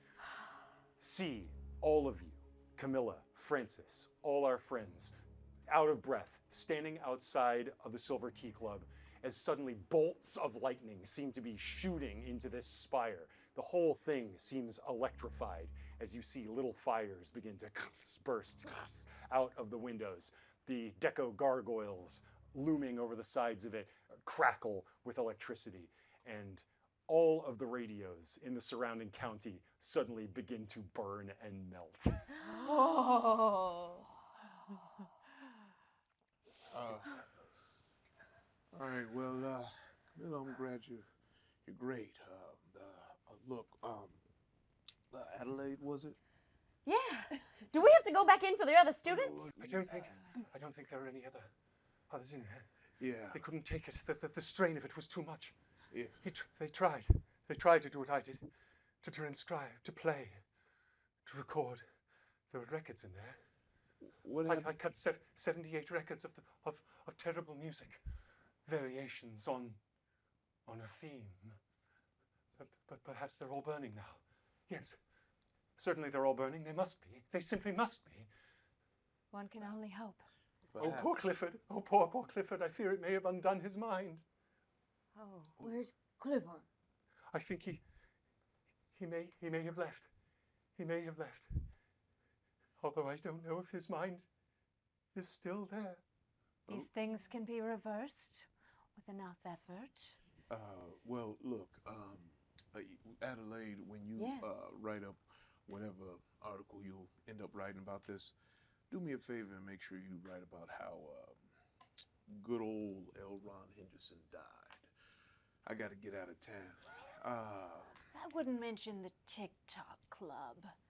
I Or think I'll the- be heading back to the Amazon. You already aren't allowed to mention me at all. Listen, after tonight, I don't really know what on the record and off the record and reality and non-reality are. So trust me, I'll keep it. No. Elron Henderson died. Yes. And Oh. that fired. I'm getting out of town. If you should see me anywhere else, I'm not Elron. Don't ever use that name again. I'm gone. This is done. The universe, I'm dead. The universe. It was a pleasure knowing you, It's a pleasure Elron. knowing you. You don't even look dead. Yes. And Elron recedes. In the semesters to come, students are disappointed to find that their favorite faculty advisor is no longer there. Camila Cardiff continues to thrive. Perhaps Adelaide Thorne is promoted to ace reporter after breaking a series of scoops about the nature of the Silver Key Club. And maybe That was a bloodbath. Just bloodbath at the Silver Keys, and just this made-up story of Swell a story. crazy mole creature that devoured Lester, and all of these sort of crazy wild tales. And maybe she's writing a Mole little. creature. Maybe we realize she's writing more cryptozoology folklore articles. with the assistance of a certain special friend. Oh yes, I call you on the phone. We talk crypto all the time. You're talking Call it crypto crypto. all the time. And perhaps drop in every now and then with a certain bartender who definitely kept the number of your room. And I just want to take us finally to down in the warrens, the tunnels beneath Miskatonic. There is a ward of the university playing with a series of presidentially named bugs. And perhaps you hear a voice in your head from time to time. It's like, so low and disregarded, a cast off of society. You do not have what you deserve. You deserve so much more. And there are ways that you can rise. There are ways, says a voice in your mind, or is it the shadows? There's a white glove closes on your shoulder. We have ways of building you up. The world can be yours. We have such music to make. And that is where we'll leave. Incredible, Ron! You! Wow! Finally the bride! Amazing. Rekha, Becca, Ify, Gina, thank you so much for joining us, and thank you for joining us. We'll see you next time on the haunted and gloomy streets of Arkham.